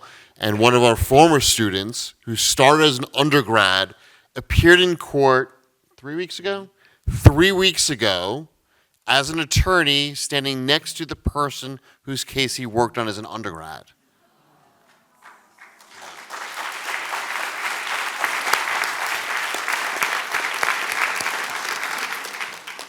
Hi, I just want to say to my peers, like, thank you so much for the work that you guys do, because I'm taking 15 credits and fighting for my life. And like, yeah, like, you guys deserve like all the praise, all the flowers. My question is, again, to you guys, of how has your perception of the criminal justice system changed since you started taking the course? Like, did you think that there was hope for it? Are you leaning more towards abolition now? Like, where are you at?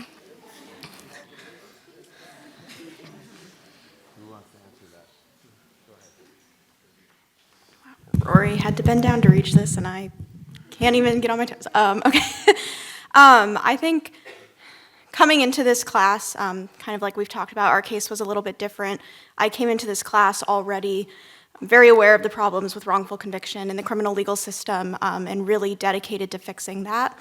Getting to meet Donna and work on Donna's case has opened up, I would say, all of our eyes to an entirely different side of the legal system that I wasn't aware of, a side of unjust convictions for people that have been victims of domestic violence and intimate partner violence.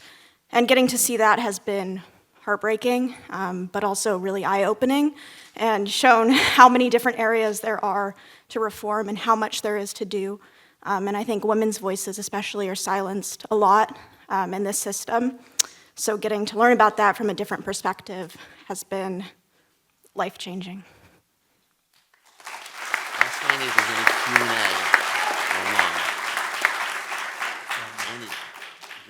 Yeah, I think also, yeah, like I was definitely leaning toward abolition when I went in.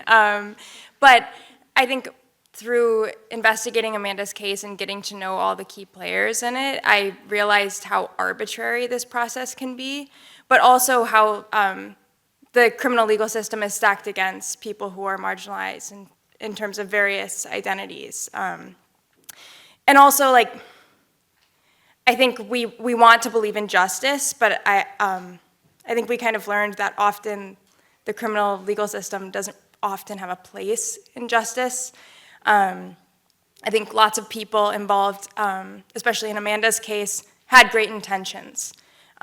We talked to the prosecutor in her case, and he believed what he was doing was right. He believed he was saving a child, and he still believes that. So just kind of being aware of impact over intentions is really important as we approach all things, but especially as it relates to people's lives and how they're impacted by the criminal legal system. Yeah.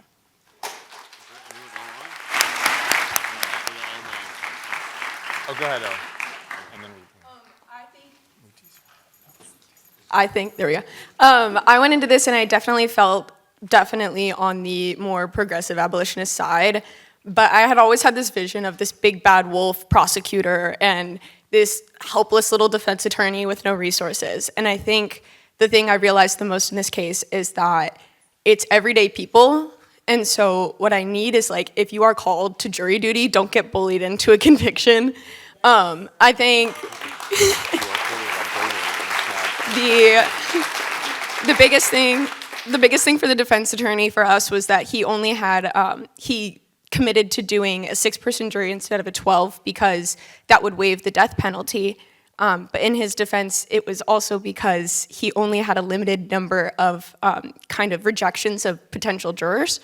And all of the jurors he was handed were like, oh, she's guilty. And they're like, the trial hasn't started yet. What do you mean she's guilty? So I think the biggest piece that I've learned is that it isn't always about the lawyers. It's about the people that sit on the jury, and it's about the people that cover the stories, and it's about the sheriffs. So if you're going into law, if you're not going into law, if you're going into media, whatever it is, do what you do with integrity and with purpose. And I think that's the biggest way that you can give back to these kind of cases.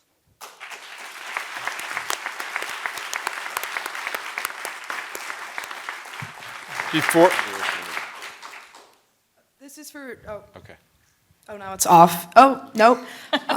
Jamie Snow also says, thanks to all at Georgetown and to the 5 individuals. See you on the other side of the wall. We're going to get there. So that's last year. Jamie Snow was last year's case.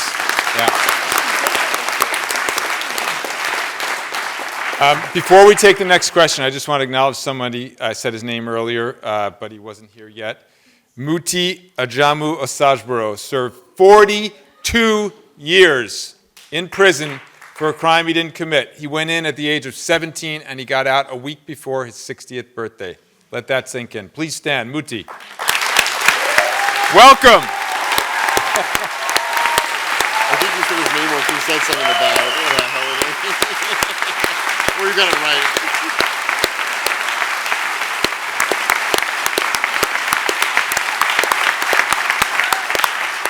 And I said their names earlier. Is Brian Ferguson here? Please stand. 11 and a half years. I know it doesn't sound like much compared to 42, but come on. I did before that. Sentenced to life without parole as a college student, now a Georgetown graduate, Marshall Scholar, special advisor to President DeJoy at Georgetown University, showing the potential that people have and what a waste it is to lock people away. Certainly wrongful convictions and so much human talent that's wasted behind bars that should be free. Is Eric Riddick here, by the way? I know he was coming, but okay, he's not here yet. Let's turn now to our next question. Thank you for an amazing night. I think we have seen many versions and many forms of injustice tonight, right? A lot of procedural injustice.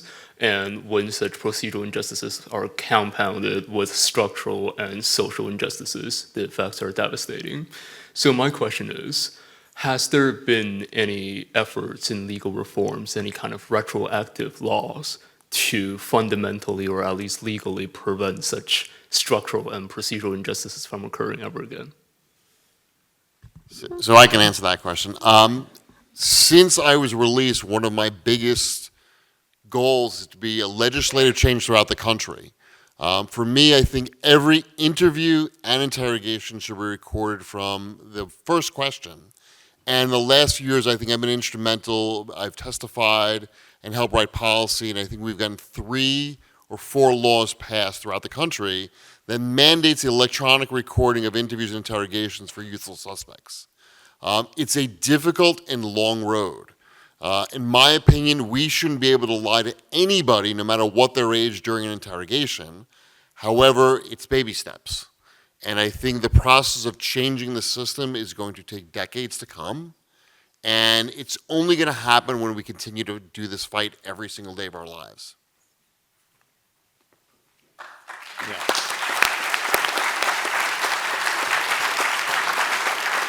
And I'll just say, while there is a little bit of progress, it's far too slow.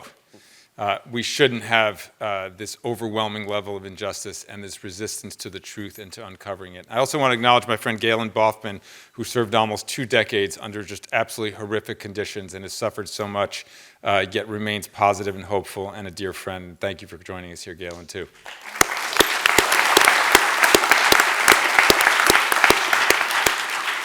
And then we'll go to the next question. Hi, good evening. Thank you, all of you. It was hard not to be on the verge of tears throughout pretty much the entire evening for all the very different reasons you get moved to tears. I want to say 3 words, and then I actually do have a question. 1 word is race, 1 word is class, 1 word is gender. I guess I should pause and let that sink in. It seems like we haven't actually heard those words, even though we've heard a lot of, structural stuff and marginalized. But these are things. Well, I don't need to say it to you all, so I will ask my question. My question is, I would love to hear about the movements for exonerations, the other organizations that are doing this work, and how you all link up, how you're working separately, how that all comes together. Well, thank you for pointing that out. And yes, it's clear, it's obvious, it's overwhelming. The vast majority of exonerations have been people of color.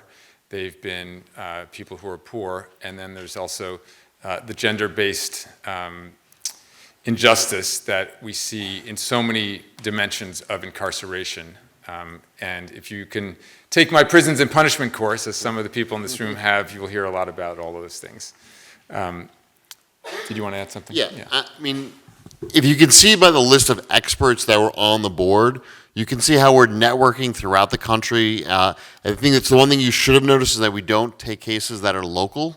We take them around the country. And for us to be able to do cases around the country, we have to work with experts in probably every single jurisdiction, every state, different specialties. But there are also other organizations that are the Innocence Projects throughout the country, but they focus more on the legal avenues. And I just want to remind everybody, and I want to say congratulations to all the students, they're undergraduates. That's what I think people fail to realize. That in 4 months, they were able to accomplish more than some of the lawyers that worked on these cases for years. And there was one line that one of my former students, during an interview process, I was asked, and they said, "What do you think about her?" I said, "If I was in prison, I'd want her working on my case, because I don't think I'd still be in prison." And I would say the same thing for every one of the students on the stage tonight.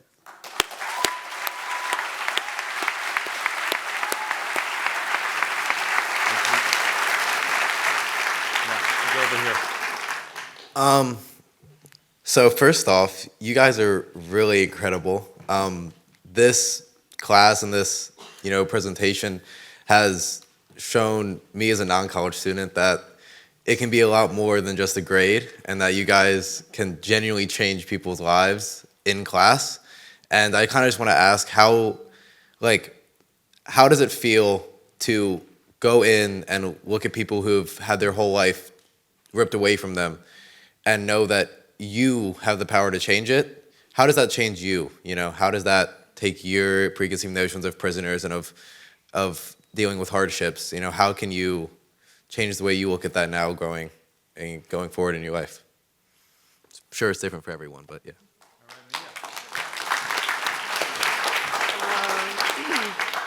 Thank you to my brother Noah for the question.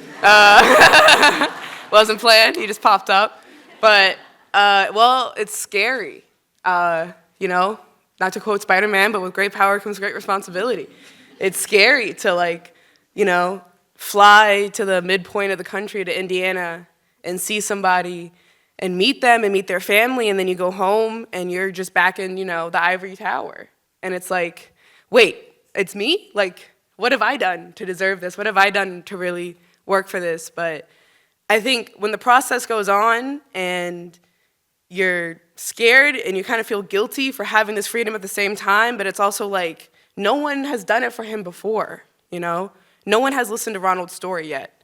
And I think even though you have this type of fear that you'll mess it up and you're afraid that you can put all this work into it and nothing will happen, it's like I would be sitting there at the editing desk and I'd be like, well, Ronald's still in prison. I got work to do. It's that simple. And I think having that drive and that energy just from imagining Ronald's face and imagining him walking out of prison, it was enough for me. But it changed the way that I see, waking up every morning in my bed, waking up and seeing my friends and being able to go wherever I want to. It's a privilege that I think we all can take for granted. And I think that this experience really showed me the reality of stuff that I thought I knew about that I didn't actually know about, So, yeah.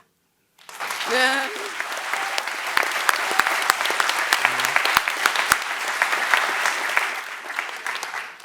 in addition to everything Mia said, I also want to highlight something you asked in your question, which is that these are people. Like, it's people and it's their lives and their story.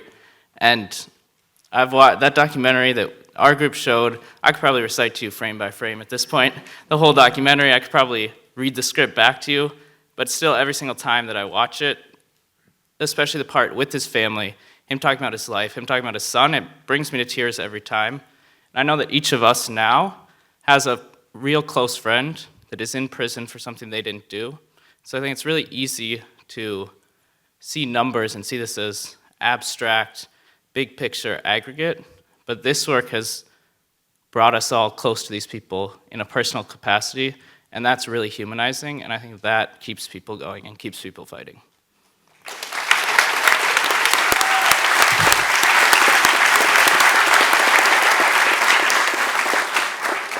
I just want to add one thing on that point because that hits home to me.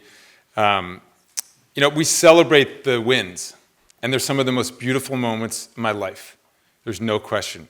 Being there when Marty walked out of prison, Kenneth, Trey, others, these are moments you can't describe. It's like the birth of a child. It's like something that is just miraculous, that is just shakes you, grips you, inspires you, moves you to the core. But let me talk about something else, which is that we've been able to see 7 people walk out of prison, but there's over 30 who are still in. And I cry for them. I'm not ashamed to admit it. I cry a lot doing this work, man. I mean, when John Brookins gets denied basic right to DNA testing, and they know and it's right there, that's devastating.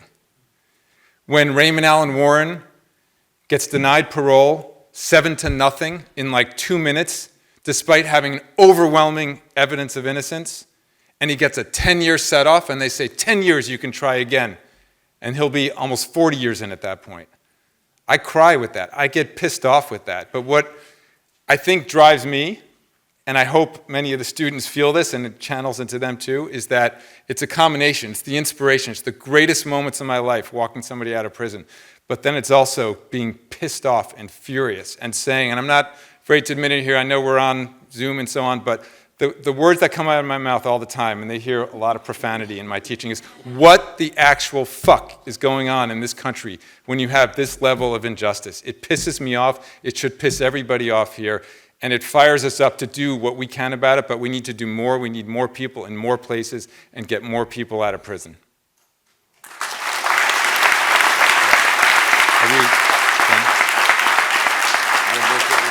All right, I've been told that we're out of time. We're going to do the very last question. You've been so patient. Since, as you point out, you have so many more cases than you could possibly take, I was wondering if you could talk a little bit about how you make those choices, what factors matter in choosing A over B over... Those are really hard choices. Do you have a question as well, gentleman behind? We'll take them both. Yeah. Mine was just geared towards Ronald Glenn's team and the experience of having to visit a sundown town as 2 out of 3 black students, and to really experience that and walk through that and how to keep the work going, knowing that there's that fear lingering over. Well, I'll have you come up in a sec. I'll just say, in terms of reviewing cases, it's heartbreaking. We take cases where we feel there's something we can do, when there's some process to investigate. And I want to just reiterate, we take the hardest cases because we take the cases that have not gotten responses from other organizations. We take cases where you got to go figure it out. We've got students at the crime scene measuring, figuring out what was where supposedly the person was. You know, in Eric Riddick's case, we got students climbing up on a fire escape and measuring with a string the angle, trajectory of where they supposedly said that he shot a gun, which is impossible, and the autopsy report showing it coming at an upward trajectory. They're doing all kinds of amazing stuff, but we take cases where we feel like there's something we can do, something we can investigate, but honestly, there's just too many cases and we have to make really, really hard choices, and it's heartbreaking. Yeah. The Ronald Glenn team.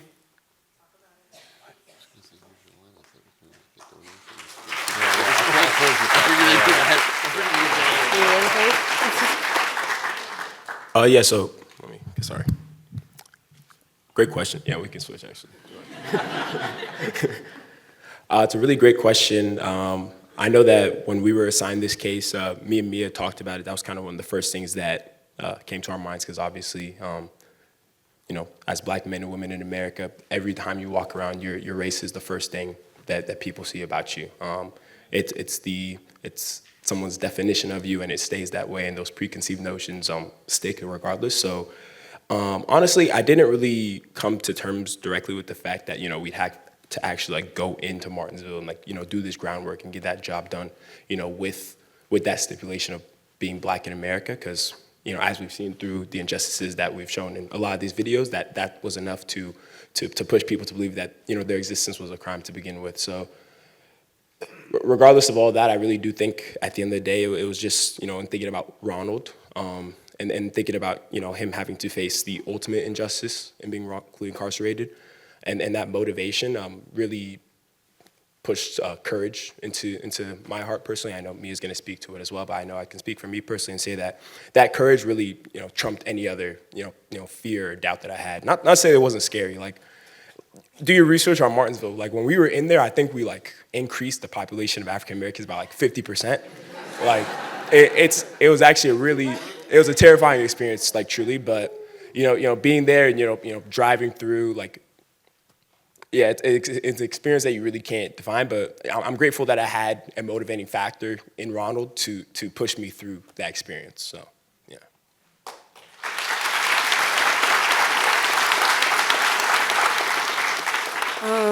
Yeah, and just to add on to that, yeah, it was scary. I'm from the East Coast. We don't really got those, in the Baltimore, D.C. area. There's a lot of black people here, and I've never been to the Midwest. You're from Nebraska. So I had never been to the Midwest before. I was quite scared, but similar to what George said, I think it was just well, Ronald's here. Ronald is incarcerated right now in Putnamville, which is in Putnam County, which is a neighboring county to Morgan County, where Martinsville is, which is also a very, very white area and is also known to be very racist. Ronald had an all-white jury when he was at trial. So recognizing that, yes, I was scared, but I was in a car, I was in the back seat, I had a camera, I had a reason to be there. But I think it was just, Ronald's situation was enough courage to get me out there. I think it was that simple, It's a brother behind bars, you gotta do what you gotta do.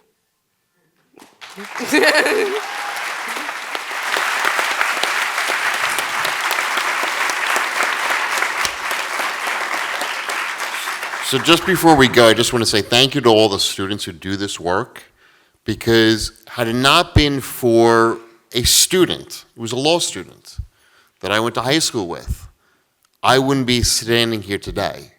I would still be in prison serving 50 years to life, not eligible for parole, till October of 2040. But because that law student went to Miller, Cassidy, LaRocca, and Luna, it was a small little firm in D.C., back in, I think, 2005, and she said, I've got this high... 1994. What? 1990. No. Oh, yeah, man. Yeah. God, sorry. 1995. I've been out a few years already. But she went to that firm and said, I've got this high school classmate, I know he's innocent, and Steve Brago and Barry Pollock went to the firm manager and said, tops is going to take 2 years.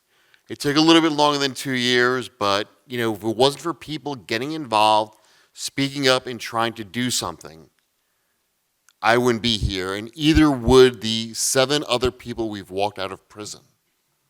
Yeah. Now think about that. That's heavy. And to close it out, I know it's been a long evening.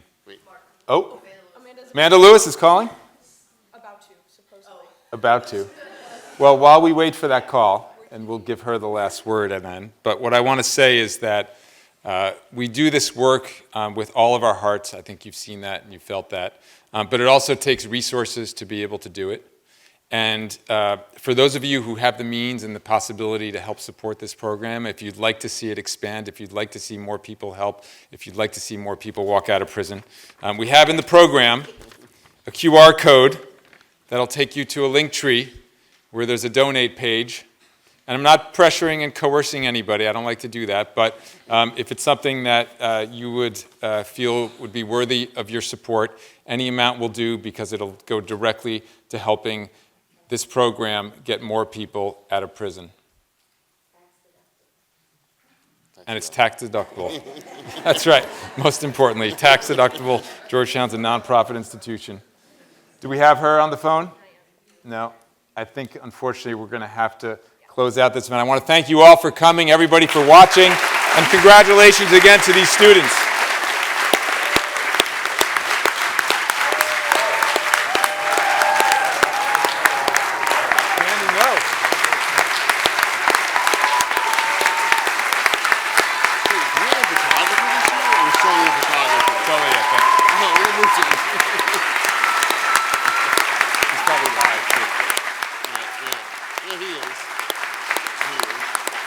Is that Eric up there? Maybe? I can't tell.